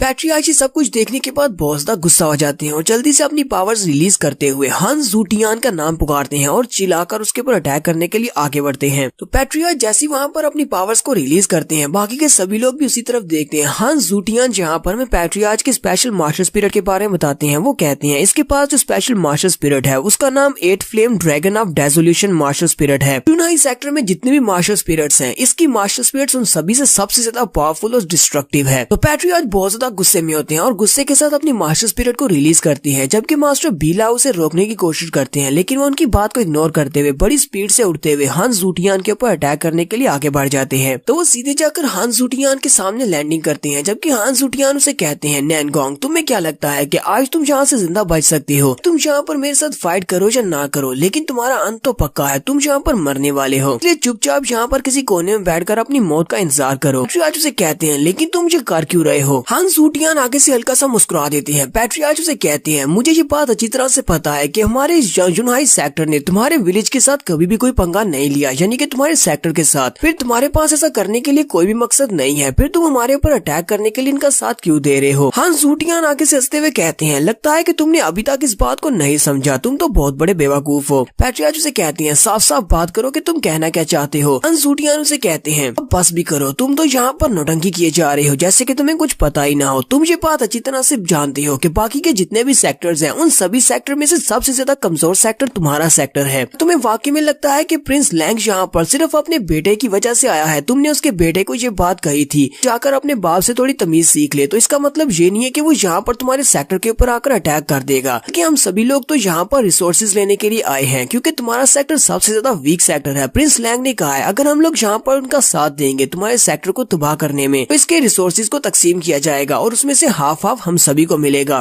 पैट्रियार्च उसकी बात सुनने के बाद पहले तो बहुत ज्यादा गुस्सा होती है, लेकिन फिर साथ ही शांत होकर सोच रही होती है। लिन फेंग ने बिल्कुल ठीक कहा था, हमारे सेक्टर में इंसाफ नहीं है, जिसकी वजह से हमारा सेक्टर बहुत ज्यादा डिक्लाइन में चला गया है। ना ही हमारे इनर सेक्टर के जितने भी स्टूडेंट्स हैं जो कि बहुत ज्यादा पावरफुल है, वो भी यहाँ पर हमारी रिस्पेक्ट करते हैं और कोई भी यहाँ पर हमें बचाने के लिए नहीं आने वाला। ये सब कुछ अपने ऊपर खुद ही लाया है। हमारे सेक्टर को अब तबाह होने से कोई भी नहीं बचा सकता। पैट्रियार्च हान जुटियान से कहते हैं, ये बात ठीक है कि हमारा सेक्टर बहुत ज्यादा वीक है और हमारे पास तुम्हारे जितने रिसोर्सेज भी नहीं है, लेकिन जब तक मैं इस सेक्टर का पैट्रियार्च जिंदा हूँ, तुम में से कोई भी यहाँ पर हमारे यूनाइट सेक्टर के ऊपर एक उंगली भी नहीं उठा सकता और ना ही मेरे किसी बच्चे को यहाँ पर मार सकता है। सभी को यहाँ पर इसकी कीमत चुकाना पड़ेगी, तुमने यहाँ पर जो भी किया है। पैट्रियार्च जैसे उसके ऊपर अटैक करने के लिए आगे बढ़ने लगते हैं। हान जुटियान जल्दी से अपनी आइस पावर्स को यूज करते हुए अपने सामने आइस के क्रिस्टल्स की शील्ड बना लेते हैं, लेकिन हान जुटियान की वो आइस की शील्ड भी इतनी ज्यादा पावरफुल नहीं होती कि पैट्रियार्च के पंच को रोक सके। पैट्रियार्च पंच मारते हुए उसकी शील्ड को तोड़ देते हैं, लेकिन जैसे ही वो उसकी फाइनल शील्ड को तोड़ते हैं उसी वक्त हान जुटियान अपने क्रिस्टल को उसके गले की तरफ आगे बढ़ाते हैं, लेकिन पैट्रियार्च उसके उस क्रिस्टल को भी अपने हाथ में पकड़ लेते हैं। पैट्रियार्च ने उसके आइस क्रिस्टल को अपने हाथ में पकड़ा होता है, जबकि हान जुटियान अपने क्रिस्टल को तलवार की तरह पीछे से आगे की तरफ स्टैब कर रहा होता है, वो पीछे से जोर लगा रहा होता है। लेकिन पैट्रियार्च वहाँ पर अपनी पावर्स को रिलीज करते हैं तो हान जुटियान काफी दूर जाकर पीछे की तरफ गिरता है। वहाँ पर गिरने के बाद वो फिर से अपने पास से आइस क्रिस्टल्स निकालता है और उन आइस क्रिस्टल्स के साथ फिर से पैट्रियार्च के ऊपर अटैक करता है। पैट्रियार्च उसके सामने आगे की तरफ बढ़ते हुए आ रही होती हैं, जबकि वो सारे के सारे आइस क्रिस्टल्स उसकी बॉडी के साथ ही टकराते हुए वहीं पर टूटते जाते हैं, क्योंकि पैट्रियार्च के पास जो मास्टर स्पिरिट है वो काफी ज्यादा पावरफुल है। और इसी तरह पैट्रियार्च आगे की तरफ बढ़ते जाते हैं, जहाँ तक कि पैट्रियार्च हान जुटियान के काफी ज्यादा करीब पहुंच जाते हैं। हान जुटियान अपने हाथ में एक आइस क्रिस्टल को पकड़ता है और तलवार की तरह घुमाते हुए पैट्रियार्च के गर्दन के ऊपर से चलाता है, लेकिन पैट्रियार्च पीछे की तरफ हटते हुए उसके अटैक को अवॉइड कर लेते हैं। हान जुटियान पैट्रियार्च से कहते हैं, मुझे ये बात अच्छी तरह से पता है कि तुम्हारे पास जो मास्टर स्पिरिट है ये बहुत ज्यादा पावरफुल और डेंजरस है, इसलिए मैं तुम्हें यहाँ पर कोई ऐसा मौका देने ही नहीं वाला जिससे कि तुम दोबारा से मेरे ऊपर अटैक कर सको। और वो बार बार अपने आइस क्रिस्टल्स के साथ पैट्रियार्च के ऊपर अटैक करते हैं, यहाँ तक कि एक आइस क्रिस्टल उनकी गर्दन के बहुत ज्यादा करीब पहुंच जाता है। पैट्रियार्च वहीं से अपने सर को पीछे की तरफ झुकाते हुए अपने दांतों के साथ उसके आइस क्रिस्टल को पकड़ लेते हैं, फिर साथ ही अपने दूसरे हाथ को आगे बढ़ाते हुए उसके आइस क्रिस्टल को अपने हाथ में पकड़ते हैं और नीचे वाली साइड से अपना पंच बनाते हुए उसके पेट में एक जबरदस्त पंच मारते हैं, जिससे हान जुटियान पीछे जाकर दीवार के साथ टकराता है और काफी ज्यादा जख्मी हो जाता है, जबकि प्रिंस लैंग भी उसी की तरफ देख रहा होता है कि ये इसका मुकाबला नहीं कर पाएगा। हान जुटियान के पीछे गिरने के बाद पैट्रियार्च बड़ी स्पीड से उसके ऊपर अटैक करने के लिए आगे बढ़ते हैं, लेकिन जैसे ही वो उसके करीब पहुंचने लगते हैं उसी वक्त दूसरे सेक्टर लीडर अपने पास से एक छोटा सा पत्थर उठाते हैं, उसे पैट्रियार्च के मुंह के ऊपर शूट करते हैं। पैट्रियार्च वहीं पर सेंटर में रुक जाते हैं। वो जैसे पीछे की तरफ देखते हैं उसी वक्त दूसरे सेक्टर लीडर आगे बढ़ते हैं और उसे एक जबरदस्त पंच मारते हैं और पैट्रियार्च के ऊपर पंच मारने के बाद उसे ऊपर हवा में उड़ा देते हैं। जबकि पैट्रियार्च अभी ऊपर की तरफ उड़ते हुए जा रहे होते हैं, ऊपर प्रिंस लैंग होता है। प्रिंस लैंग ऊपर की तरफ से उसे एक जबरदस्त किक मारता है, इससे पैट्रियार्च ग्राउंड के ऊपर धड़ाम से आकर गिरता है और बहुत ही जोर से गिरता है। जब वो नीचे गिरा होता है उसी वक्त प्रिंस लैंग ऊपर से नीचे की तरफ जंप करता है और उसके ऊपर अपना पाँव मारता है। पैट्रियार्च जोर से चीख मारते हैं और उसके मुंह से ब्लड निकल रहा होता है, क्योंकि पैट्रियार्च के ऊपर प्रिंस लैंग ने लैंडिंग की है, जिसकी वजह से उसकी कमर टूट गई है। वहाँ पर पैट्रियार्च को नीचे गिराने के बाद प्रिंस लैंग उसे फिर से किक मारते हैं और क्लिफ के ऊपर से नीचे गिरा देते हैं, जबकि नीचे वाली साइड पर लिन फेंग होता है। मिस्टर बीलाओ कहते हैं पैट्रियार्च तो नीचे गिरने वाला है। वो लिन फेंग से कहते हैं, लिन फेंग जल्दी से आगे बढ़ो और पैट्रियार्च को कैच करो। लिन फेंग जल्दी से भागता हुआ आगे बढ़ता है ताकि पैट्रियार्च को नीचे गिरने से कैच कर सके, जबकि उसी वक्त वहाँ पर स्लैंग का बेटा खड़ा होता है। वो उसे कहता है, तुम्हें किसने कह दिया कि तुम इस सब में शामिल हो सकते हो। हमारे लिन फेंग के ऊपर अटैक करता है तो लिन फेंग उसके अटैक से बचने के लिए पीछे की तरफ हटता है, जबकि उसी वक्त हमारे पैट्रियार्च ग्राउंड के ऊपर आकर गिर जाते हैं। मास्टर बीलाओ भी जल्दी से जंप करते हुए नीचे आ जाते हैं, क्योंकि पैट्रियार्च तो अब बहुत ज्यादा जख्मी हो चुके हैं, अब वो और ज्यादा फाइट नहीं कर सकेंगे। प्रिंस लैंग मास्टर बीलाओ से कहते हैं, बूढ़े मास्टर तुमने एक कदम और आगे बढ़ाया, तो मैं अभी सारे सोल्जर्स को इशारा करूंगा और तुम्हारे सारे के सारे बच्चों के ऊपर तीर चला दिए जाएंगे और कोई भी जिंदा नहीं बचेगा, इसलिए जहाँ वहीं पर खड़े रहो। मास्टर बीलाओ भी वहीं पर रुक जाते हैं, क्योंकि वो सारे बच्चों को मरवाना नहीं चाहते। यहाँ पर आगे क्या होने वाला है ये नेक्स्ट एपिसोड में देखेंगे। यहीं पर एपिसोड 44 का एंड करेंगे। एपिसोड की एक्सप्लेनेशन अच्छी लगी हो तो कमेंट करके जरूर बताइएगा। चैनल को सब्सक्राइब कर दे, वीडियो को लाइक और शेयर कर दे। शुक्रिया।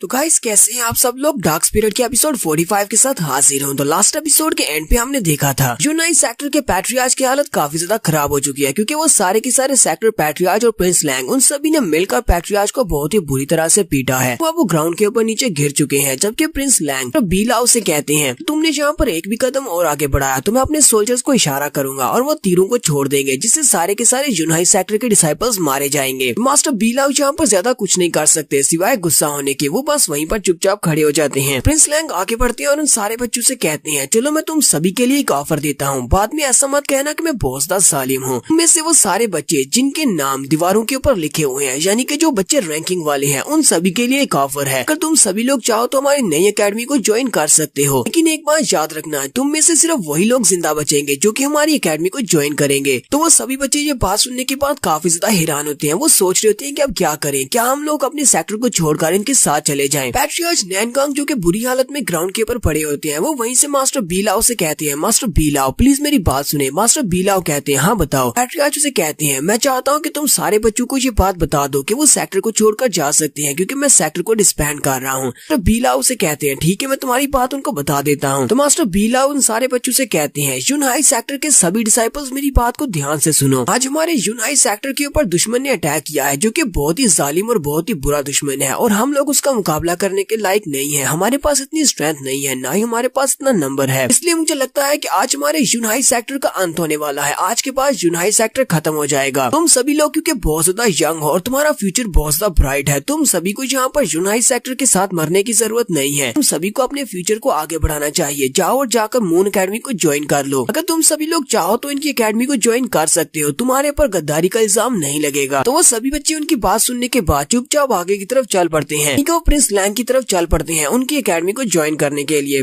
तो बीलाओ भी ये सब कुछ देखकर काफी ज्यादा उदास होते हैं कि उन्होंने इस सारे बच्चों को यहाँ पर अपनी एकेडमी में जगह दी, लेकिन अब ये सारे बच्चे इनको छोड़कर किसी दूसरी एकेडमी में जा रहे हैं। तो यहीं पर वो सारे बच्चे जो कि एकेडमी को छोड़कर जा रहे होते हैं, वहीं पर एक बच्चे का फादर खड़ा होता है। वो अपने बड़े बेटे को एक जबरदस्त थप्पड़ मारता है और कहता है, तुम कहाँ पर जा रहे हो? तुम अपने यूनाई सेक्टर को छोड़कर जा रहे हो? क्या तुम अपने सेक्टर को धोखा देना चाहते हो? तुम्हारा फादर जो कि इस सेक्टर का एक एल्डर हूँ, मैंने इसी सेक्टर से अपनी शुरुआत की थी, यहीं पर अपनी स्टडी की थी। अरे हिम्मत कैसे हुई यहाँ पर अपने सेक्टर को धोखा देकर छोड़कर जाने की, जब हमारे सेक्टर को तुम्हारी बहुत ज्यादा जरूरत है। वहीं पर रैंकिंग वाले दो लड़के भी खड़े होते हैं। वो हंसते हुए कहते हैं, सभी लोग यहाँ पर स्ट्रॉन्ग बनने की कोशिश कर रही हो, जबकि तुम सभी को पता है कि तुम सभी लोग मरने वाले हो, क्योंकि तुम सभी के नाम तो वहाँ पर रैंकिंग में लिखे भी नहीं हुए। दूसरी तरफ से वो वाले लड़के जो कि यूनाई सेक्टर को छोड़कर नहीं जाना चाहते, हालांकि उनके नाम भी रैंकिंग्स में है, उनसे कहते हैं, हमारे नाम भी दीवार के ऊपर लिखे हुए हैं और रैंकिंग्स में है, लेकिन हम लोग अपने यूनाई सेक्टर को धोखा देकर नहीं जाएंगे, क्योंकि तुम सभी लोग गद्दार हो और अपने यूनाई सेक्टर को छोड़कर जाना चाहते हो। ये सभी लोग आपस में फाइट करना शुरू कर देते हैं। लिन फेंग आगे बढ़ता है, पैट्रियार्च से कहता है, पैट्रियार्च मुझे तुम्हारी हेल्प करने दो, मैं तुम्हें उठाकर खड़ा करता हूँ। जबकि यंग प्रिंस हान वहीं पर खड़ा होता है और कहता है, ये कमीना मेरी नजर से ओझल हो गया और अब पैट्रियार्च के पास चला गया है। प्रिंस लैंग अपने बेटे से कहते हैं, हान तुम्हें परेशान होने की जरूरत नहीं है, इस लड़के को उसकी हेल्प करने दो, क्योंकि बहुत ही जल्दी ये सभी लोग मरने वाले हैं, इस बात से क्या फर्क पड़ता है। वो सारे बच्चे आपस में फाइट करना शुरू कर देते हैं। एक तरफ से वो वाले बच्चे होते हैं जो छोड़कर जाना चाहते हैं, दूसरी तरफ से वो वाले बच्चे होते हैं जो छोड़कर नहीं जाना चाहते। क्योंकि हमारे पैट्रियार्च चिल्लाकर उन सभी से कहते हैं, सभी बच्चों मेरी बात को ध्यान से सुनो। यूनाई सेक्टर का रूल है कि लाइफ एंड डेथ अरीना के अलावा तुम लोग अपने सेक्टर के डिसाइपल्स को नहीं मार सकते, तुम किसी की जान नहीं ले सकते। तुम सभी लोग यहाँ पर एक दूसरे की जान लेने पर क्यों तुले हुए हो? वो सभी लोग पैट्रियार्च की बात सुनने के बाद खामोश हो जाते हैं। पैट्रियार्च उन सभी बच्चों से कहती है, तुम्हें भी ये बात पता है कि हमारा यूनाई सेक्टर तुम्हें यहाँ पर सिर्फ गाइडेंस दे सकता है और प्रोटेक्शन दे सकता है, इसके अलावा और कुछ भी नहीं दे सकता। लेकिन अब जबकि हम तुम्हें प्रोटेक्शन नहीं दे सकते, तुम सभी लोगों को ये आजादी है कि तुम सभी लोग सेक्टर को छोड़कर जा सकते हो, इसलिए तुम्हें आपस में बहस करने की या फिर फाइट करने की जरूरत नहीं है। जो जाना चाहते हैं वो जा सकते हैं, क्योंकि तुम सभी बच्चे बहुत ज्यादा टैलेंटेड हो, यहाँ पर तुमने काफी कुछ सीखा है और तुम्हारा फ्यूचर लिमिटलेस है। फ्यूचर में तुम लोग महान मास्टर बन सकते हो, सभी को यहाँ पर मरने की जरूरत नहीं है। पैट्रियार्च उन सभी से कहते हैं, यहाँ पर जो कुछ भी हो रहा है ये सब कुछ मेरी वजह से हो रहा है, क्योंकि ये मेरी गलती है, क्योंकि मैं बहुत ज्यादा कमजोर था, अपने सेक्टर को ठीक से चला नहीं सका, जिसकी वजह से बाकी के लोग हमारे पर आकर अटैक कर रहे हैं और हम लोग इतने कमजोर हैं कि उनका सामना भी नहीं कर पा रहे। ये सब कुछ सिर्फ और सिर्फ मेरी गलती है। पैट्रियार्च उन सभी के सामने अपने घुटने टेक देते हैं और कहते हैं, मैं पैट्रियार्च, इसी वजह से तुम सभी लोगों की ये हालत है, इसी वजह से मैं तुम सभी से माफी मांगता हूँ। पैट्रियार्च जैसे उनके सामने वहाँ पर घुटने टेक देते हैं तो उनमें से काफी सारे बच्चे रोना शुरू कर देते हैं और कहते हैं, नहीं हम लोग अपने पैट्रियार्च को छोड़कर नहीं जा सकते, चाहे हमें यहाँ पर मरना ही क्यों ना पड़े, लेकिन हम लोग अपने पैट्रियार्च को छोड़कर नहीं जाएंगे। बीलाओ भी पैट्रियार्च से कहते हैं, पैट्रियार्च अरे यहाँ पर कोई भी गलती नहीं है, अगर हमारा यूनाई सेक्टर स्ट्रॉन्ग ही क्यों ना होता, फिर भी ये सभी लोग यहाँ पर प्लान बनाकर हमारे पर अटैक करने के लिए जरूर आते। ये सभी लोग बहुत बड़े कमीने और घटिया इंसान हैं। वेन रेन जैन जो कि वहाँ पर अपनी बूढ़ी मास्टर के साथ खड़ा होता है, वो कहता है, अब जबकि पैट्रियार्च ने हार मान लिया और उसने कहा है कि हम लोग सेक्टर को छोड़कर जा सकते हैं, क्या मेरे पास कोई वजह बचती है यहाँ पर रहने की? और जल्दी से वो जंप करते हुए क्लैंग की तरफ चला जाता है। मास्टर चिल्लाकर उसे कहती है, तुम कहाँ पर जा रहे हो कमीने कहीं के, तुम मेरे स्टूडेंट स्टूडेंट हो, यूनाई सेक्टर के स्टूडेंट हो, और तुम यहाँ पर अपनी मास्टर को छोड़कर कैसे जा सकते हो। प्रिंस लैंग भी इस बात से काफी ज्यादा खुश होता है और कहता है रेन तुमने बहुत ही अच्छा किया जो मेरी साइड पर आ गए। लेकिन साथ ही वो कहती है मुझे अकेला रेन नहीं चाहिए बल्कि मुझे लिन फेंग भी चाहिए, वो एक रियल टैलेंट है, उसके साथ तो हमारी नई एकेडमी बहुत जल्दी राइज करेगी। प्रिंस लैंग आगे बढ़ते हैं और लिन फेंग को पर्सनली इनवाइट करते हैं। वो उसे कहते हैं लिन फेंग मैं तुम्हें यहाँ पर इनवाइट करता हूँ, तुम मेरी एकेडमी को ज्वाइन कर लो। लेकिन लिन फेंग प्रिंस लैंग की बात को इग्नोर कर देता है, वो उसकी बात को सुनता ही नहीं। जबकि यंग प्रिंस नैन आगे बढ़ता है और उसे कहता है क्या तुमने सुना नहीं, मेरे फादर तुमसे बात कर रहे हैं और तुम उनके साथ बहुत ही रूडली बिहेव कर रहे हो, क्या तुम मरना चाहते हो। तो प्रिंस लैंग फिर से लिन फेंग से कहते हैं लिन फेंग मैं चाहता हूँ कि तुम हमारी होली एकेडमी ऑफ जूजू को ज्वाइन कर लो। तुम मेरी एकेडमी को ज्वाइन करने के लिए राजी हो जाते हो तो मैं तुम्हारी एक शर्त को पूरा कर दूंगा, तुम्हारी जो भी एक शर्त होगी। लिन फेंग उसकी बात सुनने के बाद कहता है ठीक है मेरी एक शर्त है, मैं तुम्हारी होली एकेडमी जूजू को ज्वाइन करने को तैयार हूँ, लेकिन तुम्हें इसके बदले में वैन रेन जैन को मारना होगा। अगर तुम उसको मार डालोगे तो मैं तुम्हारे साथ जाने को तैयार हूँ। प्रिंस लैंग उसे कहते हैं लेकिन उसे मारने की जरूरत क्या है, तुम दोनों ही बहुत ज्यादा जीनियस हो और रियल टैलेंट्स हो, तुम दोनों हमारी एकेडमी को ज्वाइन कर सकते हो। इसके अलावा अगर तुम्हारी कोई भी शर्त हो तो मैं तुम्हारी उस शर्त को पूरा करने को तैयार हूँ, लेकिन ये वाली नहीं। लेकिन लिन फेंग उसकी बात को फिर से इग्नोर कर देता है। प्रिंस लैंग बहुत ज्यादा खुश हो जाता है और हंसते हुए कहता है लगता है कि तुम ऐसे नहीं मानने वाले, चलो फिर ठीक है मैं तुम्हारी इसी शर्त को पूरा कर देता हूँ, क्योंकि तुम मुझे बहुत ज्यादा पसंद आए हो, इसलिए मैं तुम्हारे लिए ये सैक्रिफाइस देने को भी तैयार हूँ। और प्रिंस लैंग बड़ी स्पीड से आगे बढ़ते हैं और जाकर हमारे रेन को गले से पकड़ लेते हैं। रेन भी इस बात से बहुत ज्यादा घबरा जाता है और प्रिंस से कहता है प्रिंस लैंग आप ये क्या कर रहे हैं। प्रिंस लैंग उसे कहते हैं प्लीज मुझे माफ करना, मैंने तुम्हारे ऊपर लिन फेंग को चूज किया है, अब तुम्हें मरना होगा। मुझे लगता है कि तुम्हारे बदले में लिन फेंग को हासिल करना ज्यादा बेहतर है। प्रिंस लैंग जैसी वहाँ पर अपनी पावर्स को रिलीज करते हुए इनको मारने लगते हैं, उसी वक्त टीचर मोजी पीछे से बोलते हैं और उसे कहती हैं प्रिंस लैंग कहीं आप बेवकूफ तो नहीं है, क्या आपको लगता है कि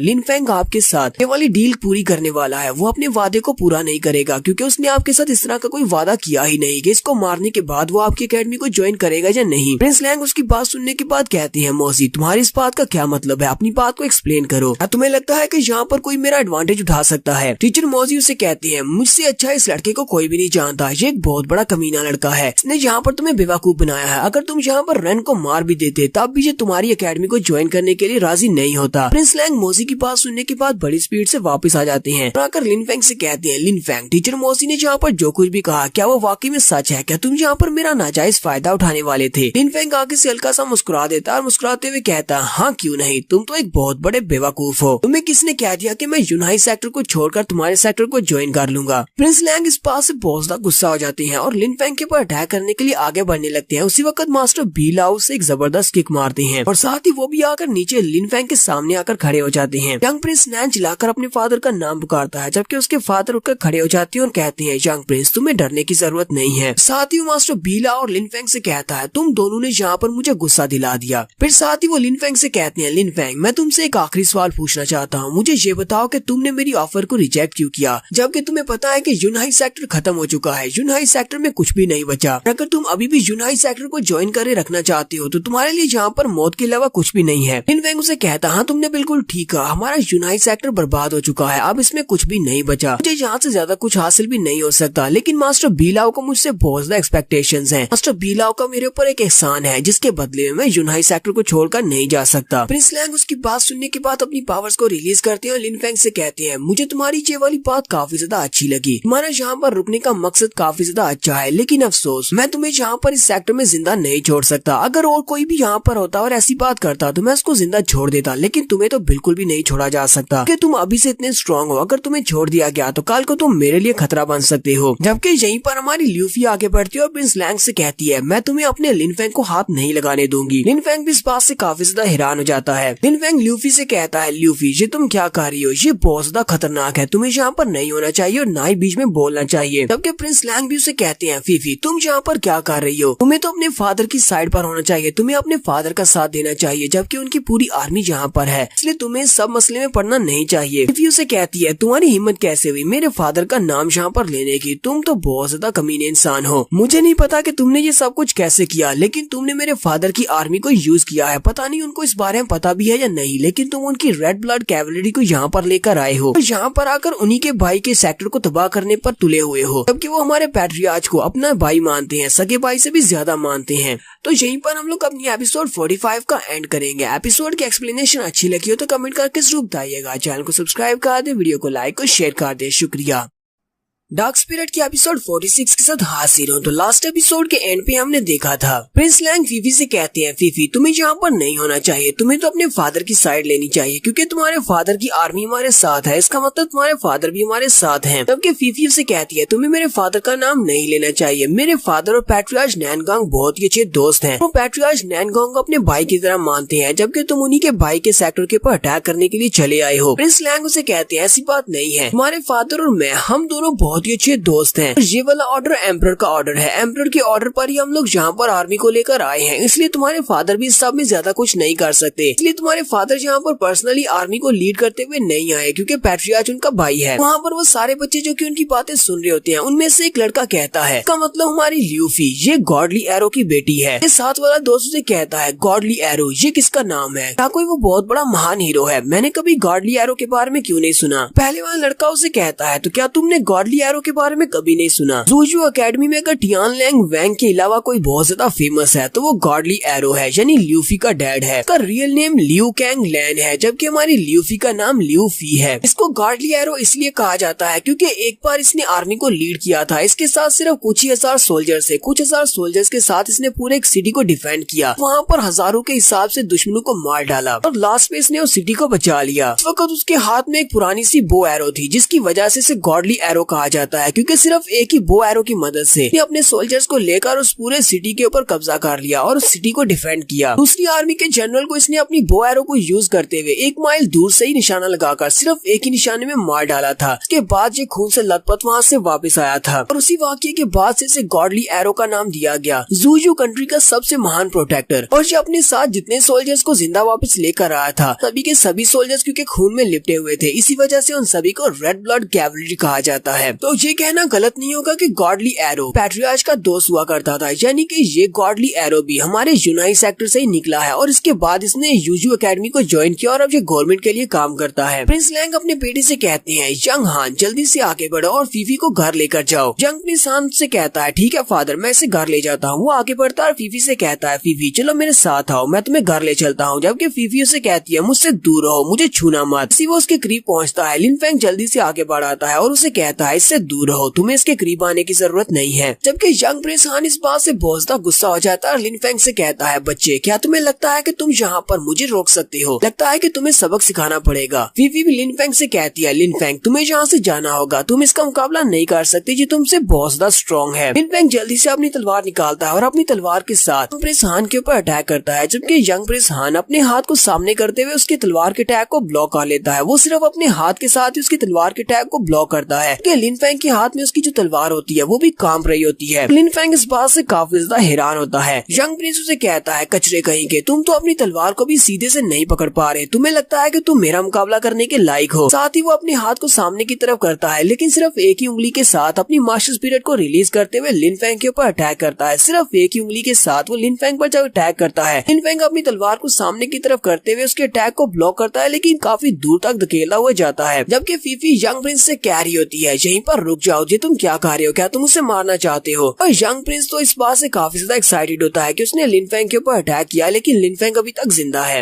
यंग प्रिंस फीफी से कहता है फीफी जितना ज्यादा तुम इस लड़के के लिए मेरे सामने रेजिस्ट करोगी उतना ही ज्यादा मैं इस लड़के को तड़पा तड़पा कर मारूंगा, इसलिए तुम रेजिस्ट करना बंद करो और मेरे साथ चुपचाप घर वापस चलो, क्योंकि तुम सिर्फ मेरी और मेरे अलावा किसी की भी नहीं हो। फीफी उसे कहती है अपनी बकवास बंद करो, मैं तुम्हारी नहीं हूँ, तुम्हें लगता है कि तुम यहाँ पर कोई बहुत ही महान काम कर रहे हो, तुम इस वक्त अपनी सोल लेयर के 4th लेवल पर हो, जबकि ये लड़का अपनी सोल लेयर के 2nd लेवल पर है। लड़के को मारने पर तुम्हें क्या लगता है कि तुम्हारा नाम ऊंचा होगा। जबकि यंग प्रिंस उसे कहता है अब बस मेरा इंतजार करो, मैं इस लड़के को निपटा कर आता हूँ। फीफी वहीं पर खड़ी उसे बस गालियां दे रही होती है। दूसरी तरफ मास्टर बी लाओ प्रिंस लैंग के साथ फाइट कर रही होती है। यंग प्रिंस बी लाओ को पंच मारते हैं और उसे कहते हैं तुम इस सेक्टर के एक प्रोटेक्टर हो, मैं तुम्हें यहाँ पर इस सेक्टर को प्रोटेक्ट करने का एक मौका दे रहा हूँ, यहाँ पर मेरे ऊपर किक मारी है, वजह से अब मैं तुम्हारे साथ फाइट भी ना करूँ तो इससे तो मेरा नाम खराब हो जाएगा, क्योंकि तुम्हारी हिम्मत कैसे भी मुझे किक मारने की। फिर साथ ही प्रिंस लैंग उसे कहते हैं मैं तुम्हें यहाँ पर एक बहुत ही अच्छा मौका दे रहा हूँ, अगर यहाँ पर फाइट करने के दौरान तुम मुझे हरा देते हो अपने सारे सोल्जर्स को लेकर यहीं से चुपचाप वापस चला जाऊंगा। मास्टर बी लाओ से कहते हैं अगर तो वाकई में तुम अपने अल्फाज को पूरा करो, अगर तुम अपने किए हुए वादे को पूरा करोगे तो ठीक है, मैं तुम्हारे साथ कम्पीट करने को तैयार हूँ, मैं तुम्हें यहाँ पर हरा दूंगा ताकि तुम यहाँ से वापस चले जाओ। साथ ही वो दोनों वहाँ पर फाइट करना शुरू कर देते हैं, जबकि दूसरी तरफ उसका बेटा और लिन फेंग आपस में फाइट कर रही होती है। लिन फेंग अपनी स्वर्ड स्वर्ड फोर्स को रिलीज करते हुए सामने की तरफ एनर्जी की बनी हुई काफी सारी तलवारें निकालता है। यंग प्रिंस के ऊपर अटैक करता है, जबकि यंग प्रिंस अपने हाथ को सामने घुमाते हुए उसकी सारी एनर्जी की बनी हुई तलवारों को वहीं पर तोड़ देता है और कहता है, क्या तुम इसे स्वर्ड फोर्स कहते हो? चलो मैं तुम्हें दिखाता हूँ कि रियल स्वर्ड फोर्स क्या होती है। और वहाँ पर अपनी स्वर्ड फोर्स को रिलीज करता है तो उसकी स्वर्ड फोर्स बहुत ज्यादा होती है। लिन फेंग जल्दी से अपनी आंखों में अपनी आई पावर्स को रिलीज करता है ताकि वो उसकी स्वर्ड फोर्स के अंदर फ्लॉस को देख सके, तो वहाँ से कोई वीकनेस दिखाई दे ताकि वो उस फोर्स को चीरता हुआ आगे की तरफ निकल सके, लेकिन उसे कोई भी वीकनेस दिखाई नहीं देती। लिन फेंग कहता है, इसके अंदर तो कोई भी वीकनेस नहीं है और मैं काफी ज्यादा लेट हो चुका हूँ, मैं इसको डॉज भी नहीं कर सकता। तो वो भागता हुआ सीधा सामने की तरफ चला जाता है और अपनी स्वर्ड ऑफ निर्वाणा के first move life taking move को यूज करते हुए अपनी तलवार को सामने की तरफ स्टैब करता है। लिन फेंग को लगता है कि वो अपनी तलवार को सामने की तरफ स्टैब करते हुए कि स्वर्ड फोर्स को सेंटर से चीर सकता है, लेकिन जैसे वो वहाँ पर उसकी फोर्स के साथ अपनी तलवार को टकराता है, उसी के साथ ही वहाँ पर एक जबरदस्त धमाका होता है और लिन फेंग की तलवार भी टूट जाती है और लिन फेंग भी वहीं पर ग्राउंड के ऊपर गिर जाता है। यंग प्रिंस बहुत ज्यादा खुश हो जाता है और कहता है, मैंने तुमसे कहा था कि तुम इस लायक नहीं हो कि मेरा मुकाबला कर सको, तो एक बहुत बड़े बेवकूफ हो। तुम्हें किसने कह दिया था कि सीधा डायरेक्टली मेरी स्वर्ड फोर्स के साथ आकर हिट हो? लूफी भी इस बात से काफी ज्यादा घबरा जाती है। तो बीलाओ जो कि प्रिंस लैंग के ऊपर अटैक कर रहे होते हैं, प्रिंस लैंग वहीं पर नीचे की तरफ देखता है और कहता है, क्या वो लड़का मर गया? है कि मेरे बेटे ने इस बार कुछ ज्यादा ही फोर्स को रिलीज कर दिया, लेकिन मुझे यहाँ पर कुछ अच्छा महसूस नहीं हो रहा। मुझे ऐसा लगता है कि वो लड़का अभी तक जिंदा है और बेहोश होने का नाटक कर रहा है। इस वक्त हमारे लिन फेंग की तरफ भी दिखाते हैं। लिन फेंग हल्का सा मुस्कुरा रहा होता है। यंग प्रिंस इस बात से पूरी तरह कॉन्फिडेंट होता है कि उसने लिन फेंग को मार दिया है। वो सीधा ल्यूफी के पास चला जाता है। ल्यूफी से कहता है, फीफी मैंने उस कचरे को मार दिया है, चलो अब घर चलते हैं। ऐसी वो हमारी फीफी के करीब पहुंचता है। उसी वक्त लिन फेंग पीछे से उठकर खड़ा हो जाता है। प्रिंस लैंग उसी की तरफ देख रहा होता है। उसी वक्त मास्टर बीला उसके मुंह पर एक जबरदस्त पंच मारते हैं और कहते हैं, डॉन टियान तुम किस तरफ देख रहे हो? तुम फाइट के दौरान इसी तरह डिस्ट्रैक्टेड होते रहे तो फिर बाद में मत कहना कि मैं तुम्हारे से फाइट को जीत गया। यंग प्रिंस ल्यूफी के बहुत ज्यादा करीब पहुंच जाता है और अपने हाथ को आगे बढ़ाकर उसे पकड़ने लगता है। उसी वक्त हमारा लिन फेंग बड़ी स्पीड से आगे बढ़ता है, अपनी कोहनी के अंदर अपनी सारी मार्शल स्पिरिट को इकट्ठा करता है, सारी फोर्स को, और उसके बाजू के ऊपर आकर अटैक करता है और उसके बाजू को तोड़ देता है। फिर साथ ही वो नीचे की तरफ से झुकते हुए उसके पेट में एक जबरदस्त पंच मारता है, जिससे यंग प्रिंस चिल्लाता हुआ पीछे की तरफ गिर जाता है। प्रिंस लैंग भी देखकर बहुत ज्यादा हैरान होती है और कहते हैं, अभी अभी लिन फेंग ने जिस स्पेशल मूव को यूज किया है, उस स्पेशल मूव ने उसने स्वर्ड यूनिटी फोर्स को यूज किया है। अभी बहुत ज्यादा यंग है, 16-17 साल इसकी एज होगी, लेकिन इसे स्वर्ड यूनिटी फोर्स को यूज करना आता है। इसलिए मैं इसे हर हाल में यहाँ पर जिंदा नहीं छोड़ सकता, या तो ये मेरे साथ जाएगा या इसे यहीं पर मरना होगा, कि इसके पास जो फोर्सेज है वो काफी ज्यादा पावरफुल है। जबकि ल्यूफी भी उसकी वजह से काफी ज्यादा परेशान होती है। लिन फेंग उसे कहता है, मिस लियो कहीं तुम अपने बॉयफ्रेंड के लिए परेशान तो नहीं हो रही थी? तो फिर उसकी बात सुनने के बाद शर्माना शुरू कर देती है और साथ ही उसे कहती है, तुम्हें किसने कह दिया कि तुम मेरे बॉयफ्रेंड हो? बहुत बहुत शुक्रिया जो तुमने इससे मेरी जान बचाई। फिर साथ ही वो और भी ज्यादा शर्माना शुरू कर देती है, जबकि हमारा लिन फेंग हल्का सा मुस्कुरा रहा होता है। तो लिन फेंग ल्यूफी के सामने आकर खड़ा हो जाता है और उससे कहता है, मैंने उसके दाएं बाजू को तोड़ दिया है, अब वो यहाँ पर अपनी मार्शल स्पिरिट को रिलीज नहीं कर पाएगा, क्योंकि यहाँ पर जितने भी सोल्जर्स हैं ये सारे तुम्हारे फादर की आर्मी से हैं, इसलिए मुझे नहीं लगता कि ये तुम्हारे पर अटैक करेंगे, इसलिए तुम यहाँ से पहले निकल जाओ। तो फिर उसे कहती है, ठीक है मैं यहाँ से चली जाती हूँ, लेकिन तुम्हें अपना ख्याल रखना होगा। यंग प्रिंस अपने टूटे हुए बाजू को लेकर वहीं पर बैठा होता है और लिन फेंग से कहता है, कमीने कहेंगे तुम्हारी हिम्मत कैसे हुई इस तरह के बेकार टैक्टिक्स को मेरे पर यूज करने की? तुमने मेरे पर स्नीक अटैक किया है। लिन फेंग उसे कहता है, तुम्हारे जैसे घटिया लोगों के लिए यही तरीका सबसे बेस्ट है, तो तुम्हारे जैसे लोगों को हराना काफी ज्यादा मुश्किल हो जाता है। यहीं पर टीचर मोजी से कहती है, लिन फेंग तो मेरे बारे में क्या ख्याल है? लगता है कि तुम मुझे भूल चुके हो कि मैं भी यहीं पर हूँ। तो लिन फेंग अभी वहीं पर खड़ा होता है कि मास्टर मोजी भी वहीं पर नीचे उतर आते हैं और अपनी पावर्स को रिलीज करते हैं। यंग प्रिंस उसे कहता है, बूढ़े मास्टर जल्दी से बताओ कि तुम किस साइड पर हो, क्या हमारी साइड पर हो या इसकी साइड पर हो? मास्टर मोजी जल्दी से अपनी पावर्स को रिलीज करते हैं और लिन फेंग के ऊपर अटैक करते हैं। जब मास्टर बीलाओ उसकी तरफ देखते हैं कि मोजी यहाँ पर क्या कर रहा है, उनका ध्यान भटकता है। प्रिंस लैंग उसके ऊपर अटैक करता है और मास्टर बीलाओ को एक जबरदस्त किक मारता है, जिससे मास्टर बीलाओ नीचे की तरफ गिर जाते हैं। मास्टर बीलाओ के नीचे गिरने के साथ ही प्रिंस लैंग अपने सोल्जर से कहते हैं, चलो जल्दी से शूट करो, और वो सभी लोग अपने एरोज को लोड करने के बाद सारे बच्चों के ऊपर एरोज को चला देते हैं। तो वहाँ पर नीचे यूनाई सेक्टर के जितने बच्चे होते हैं सभी बच्चों को एरोज लगते हैं और उनमें से काफी सारे वहीं पर नीचे मर जाते हैं, कि हमारे पैट्रियार्च अपनी चेयर के ऊपर बैठे ये सब कुछ देख रहे होते हैं।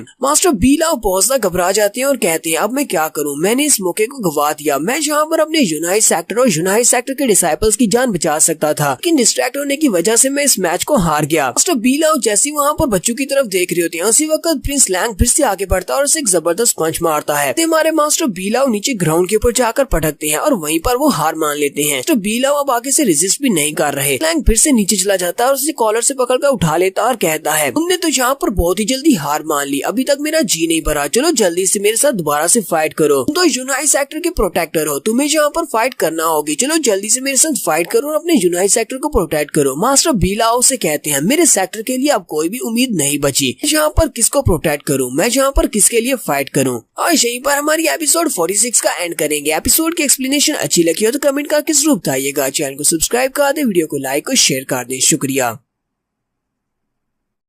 तो गाइस कैसे हैं आप सब लोग। डार्क स्पिरिट की एपिसोड 47 के साथ हाजिर हूँ। तो लास्ट एपिसोड के एंड पे हमने देखा था मास्टर बीलाओ भी हार मान लेते हैं क्योंकि प्रिंस लैंग वहाँ पर इशारा करते हैं अपने आर्चर्स को, जो कि उन सारे बच्चों के ऊपर तीर चला देते हैं। मास्टर बीलाओ को लगता है कि उन्होंने आखिरी मौका गवा दिया अपने यूनाइट सेक्टर को बचाने का। वहाँ पर प्रिंस लैंग के सामने हार मान देते हैं। प्रिंस लैंग उसे कहते हैं, तुम तो बिल्कुल एक बेकार इंसान हो, मुझे तो लगा था कि यूनाइट सेक्टर का प्रोटेक्टर वाकई में अपने सेक्टर को प्रोटेक्ट कर सकता है। उसे वहीं पर फेंक देते हैं। जबकि दूसरी तरफ हमारा लिन फेंग काफी ज्यादा जख्मी हो चुका है। मास्टर मोजी फाइट में एंटर हुए थे और वहाँ पर अपनी पावर्स को रिलीज करने के बाद वो लिन फेंग के ऊपर अटैक करते हैं। तो लिन फेंग जख्मी होने के बाद सामने की तरफ देख रहा होता है और सामने की तरफ उसे टीचर मोजी दिखाई देती है। मास्टर मोजी सामने यंग प्रिंस हान को उठा रहे होते हैं। तो लिन फेंग जो कि फिर से उठकर खड़ा हो जाता है। टीचर मोजी उसे कहते हैं, तुमने इस बारे में कभी भी सोचा नहीं होगा कि तुम भी कभी इस हालत में आओगे। यूनाइट सेक्टर तो बर्बाद हो चुका है, अब मैं यूनाइट सेक्टर का एक एल्डर नहीं रहा। अगर मैं यहाँ पर तुम्हारा सर काट कर प्रिंस के सामने पेश करता हूँ तो मुझे लगता है कि यहाँ पर मेरे जिंदा रहने का एक मौका बढ़ जाएगा और वो लोग मुझे अपने साथ ले जाएंगे और अपनी एकेडमी का एक एल्डर बना देंगे। तो मास्टर मोजी लिन फेंग को मारने के लिए आगे बढ़ने लगते हैं। तो यंग प्रिंस हान उसे कहता है, मास्टर मोजी यहीं पर रुक जाओ, हम लोग इस लड़की को मारना ही चाहते हैं, तो उससे पहले मुझे जरा इसके साथ खेल लेने दो। अगर मुझे यहाँ पर मजा आया तो फिर मैं तुम्हें जिंदा छोड़ दूंगा। फिर मोजी उसे कहते हैं, हाँ क्यों नहीं, ठीक है तुम आगे बढ़ो और जो चाहे वो इसके साथ कर सकते हो। तो यंग प्रिंस हान जल्दी से आगे बढ़ता है और जाकर हमारे लिन फेंग के सामने खड़ा हो जाता है और उसके सामने खड़ा होकर हल्का सा मुस्कुराता है और फिर साथ ही हमारे लिन फेंग के पेट में एक जबरदस्त किक मारता है। इससे हमारा लिन फेंग पीछे की तरफ गिर जाता है। तो लिन फेंग के पीछे गिरने के बाद वो उसके हाथ के ऊपर अपना पाँव मारता है ताकि वो उसके हाथ को तोड़ सके। वो बार बार उसके ऊपर अपना पाँव मार रहा होता है। हमारा लिन फेंग वहीं पर चिल्ला रहा होता है। तो वहीं पर उसका कमीना बाप प्रिंस लैंग ऊपर खड़ा उसे कह रहा होता है, बेटा बहुत ही अच्छे, सारे का सारा गुस्सा इसके ऊपर उतार दो, इसने तुम्हारा बाजू तोड़ा है, तुम भी इसका बाजू तोड़ दो। मास्टर बीलाओ भी जल्दी से उठकर खड़े हो जाते हैं और सामने की तरफ देखते हैं कि वहाँ पर उनके डिसाइपल लिन फेंग के साथ क्या हो रहा है। मास्टर बीलाओ इस बात से काफी ज्यादा गुस्से में होते हैं कि उनकी वजह से लिन फेंग के साथ यहाँ पर इतना बुरा बर्ताव किया जा रहा है, क्योंकि बीलाओ की वजह से लिन फेंग ने यूनाइट सेक्टर को ज्वाइन रखने का फैसला किया और इनके सेक्टर को नकार दिया, जिसकी वजह से अब लिन फेंग के साथ ये सब कुछ हो रहा है। मास्टर बीलाओ प्रिंस लैंग से कहते हैं, प्रिंस लैंग तो क्या तुम यहाँ पर लिन फेंग को एक और मौका दोगे। प्रिंस लैंग उसे कहता, हाँ मैं उसे एक और मौका दे सकता हूँ, लेकिन अगर तुम उसको मना सको तो उसे मनाना होगा कि वो हमारी होली मून अकेडमी को ज्वाइन कर ले। मास्टर बीलाओ से कहते हैं, तुम्हारा बहुत बहुत शुक्रिया, और वो साथ ही चलाकर लिन फेंग से कहते हैं, लिन फेंग मेरी बात को गौर से सुनो, मुझे पता है कि तुम हमारे यूनाइट सेक्टर के साथ काफी ज्यादा अटैच्ड हो, तुम मेरे साथ काफी ज्यादा अटैच्ड हो, लेकिन अगर तुम यहीं पर इसी बात पर अड़े रहे कि तुम यूनाइट सेक्टर को छोड़कर नहीं जाओगे तो तुम यहाँ पर मारे जाओगे बाकी के सारे अनलकी बच्चों की तरह। इसलिए मैं चाहता हूँ कि तुम अपने फैसले को बदली करो, तुम्हारा फ्यूचर लिमिटलेस है, तुम जाओ और जाकर मून अकेडमी को ज्वाइन करो। यंग प्रिंस हान भी अपने डैड से कहता है, डैड क्या मुझे यहाँ पर रुकना है। कि डैड उसे कहते हैं, हाँ जरा रुक जाओ। प्रिंस हान भी पीछे की तरफ हट जाता है और उसे कहता है, लिन फेंग तुम काफी ज्यादा लकी हो जो मेरे डैड की नजर तुम्हारे ऊपर है और वो तुम्हें जिंदा रखना चाहते हैं, ना मैंने तुम्हें यहाँ पर कब का मार दिया होता। मास्टर बीलाओ लिन फेंग से कहते हैं, लिन फेंग चलो जल्दी से फैसला करो, चाहता हूँ कि तुम जिंदा रहो, तुम्हारे ऊपर कोई भी इस बात का इल्जाम नहीं लगाएगा कि तुमने अपने सेक्टर के साथ गद्दारी की है। लिन फेंग अपने आसपास देखता है, वहाँ पर बाकी के जितने सेक्टर लीडर्स होते हैं वो बाकी के सारे बच्चों और एल्डर्स के ऊपर अटैक करके उनको एक एक करके मार रहे होते हैं। लिन फेंग उन सभी की तरफ देखता है और हिम्मत करते हुए उठकर खड़ा हो जाता है। यंग प्रिंस जो कि वहीं पर खड़ा होता है वो लिन फेंग से कहता है, अगर तुम यहाँ पर ये बात भी चूज करते हो कि तुम हमारी एकेडमी को ज्वाइन करोगे, तो मैं तुम्हें एक बात बता दूं, वहाँ पर भी तुम्हें कोई आराम की जिंदगी नहीं मिलने वाली, क्योंकि वहाँ पर जाने के बाद तुम्हारा सामना मेरे साथ होने वाला है। तो लिन फेंग अपना फैसला कर लेता है, वो उठकर बैठता है और मास्टर बीलाओ से कहता है, मास्टर बीलाओ मैंने फैसला कर लिया है, मैं अपने यूनाइट सेक्टर को छोड़कर कहीं नहीं जाने वाला, क्योंकि मैं इन सभी कमीनों की शक्ल रोजाना नहीं देख सकता, इसलिए मैं इनकी मून अकेडमी को ज्वाइन नहीं करूंगा। मास्टर बीलाओ भी चिल्लाकर उसे कहते हैं, लिन फेंग ये तुम किस तरह की बकवास कर रहे हो, मैंने तुम्हें कहा ना कि इस सेक्टर को छोड़कर चले जाओ। प्रिंस लैंग और यंग प्रिंस दोनों ये बात सुनने के बाद काफी ज्यादा हैरान होते हैं।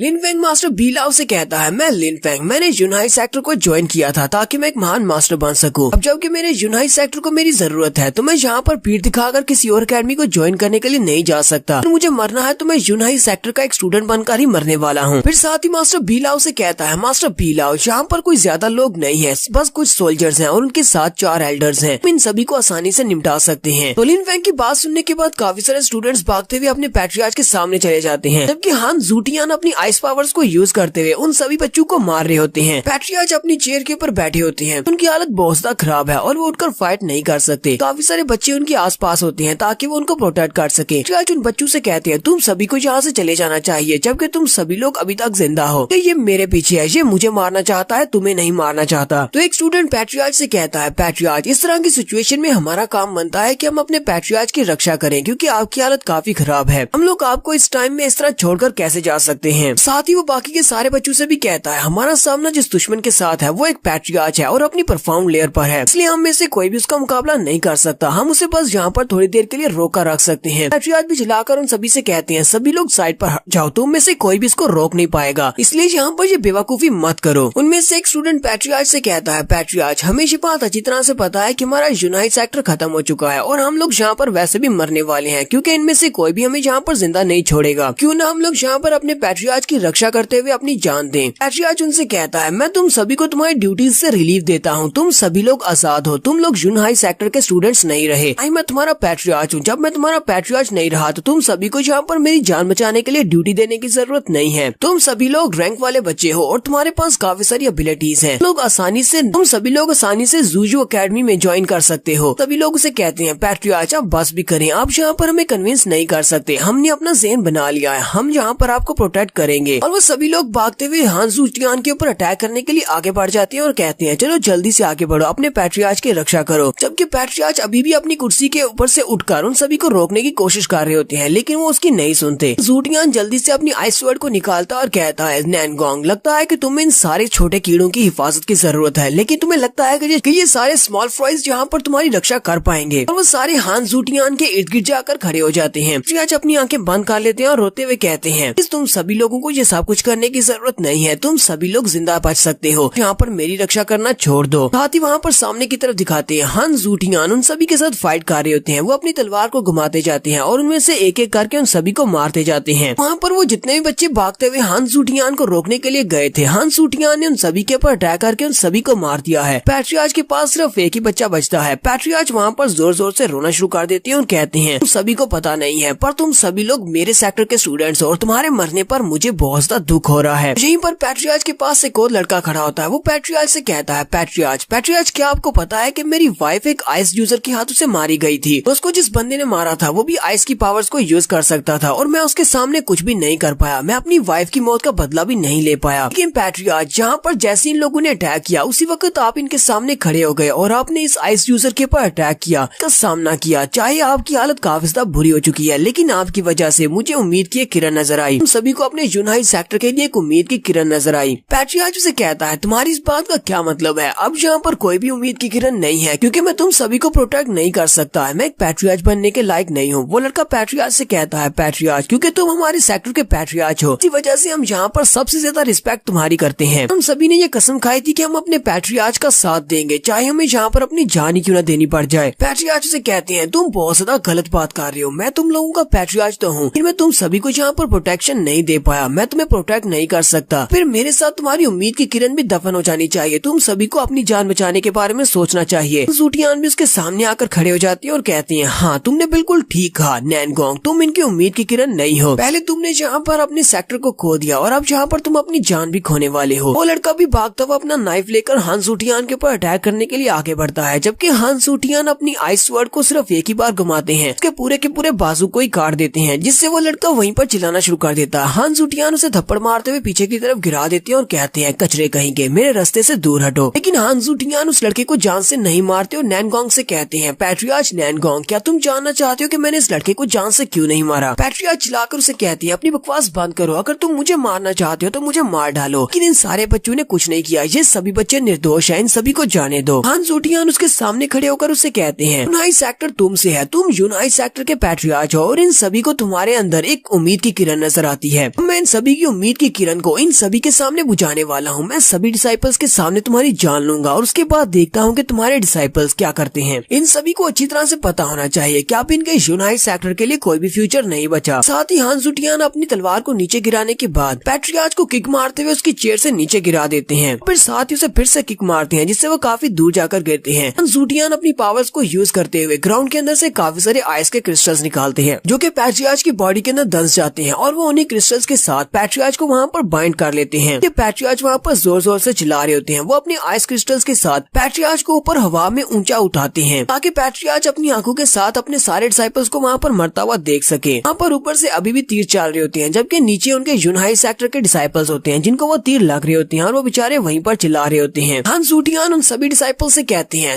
यूनाइट सेक्टर के डिसाइपल्स आप यहाँ पर देखो कौन है। सभी लोग ऊपर की तरफ देखते हैं तो ऊपर उनके पैट्रियार्च होते हैं। वो सभी लोग और भी ज्यादा घबरा जाते हैं और कहते हैं ये तो हमारे पैट्रियार्च हैं। फिर साथ ही हान जुटियान हंसते हुए उनसे कहते हैं ये तुम्हारी आखिरी उम्मीद की किरण है तुम्हारे यूनाइट सेक्टर के लिए। तुम सभी को अभी भी लगता है कि तुम सभी लोग यहाँ पर अपने पैट्रियार्च के साथ यूनाइट सेक्टर को बचा सकते हो, इसलिए तुम सभी लोग सपना देखना बंद करो। तुम सभी का अंत आ चुका है, यूनाइट सेक्टर खत्म हो चुका है। और साथ ही वो अपने हाथ में एक बड़ा सा आइस क्रिस्टल निकालते हैं और उसे पैट्रियार्च की बॉडी के अंदर दंसा देते हैं और उन बच्चों से कहते हैं हमारी उम्मीद की आखिरी किरण भी बुझ चुकी है। और यहीं पर हमारी एपिसोड 47 का एंड हो जाता है। एपिसोड की एक्सप्लेनेशन अच्छी लगी हो तो कमेंट करके जरूर बताइएगा। चैनल को सब्सक्राइब कर दे, वीडियो को लाइक और शेयर कर दे। शुक्रिया।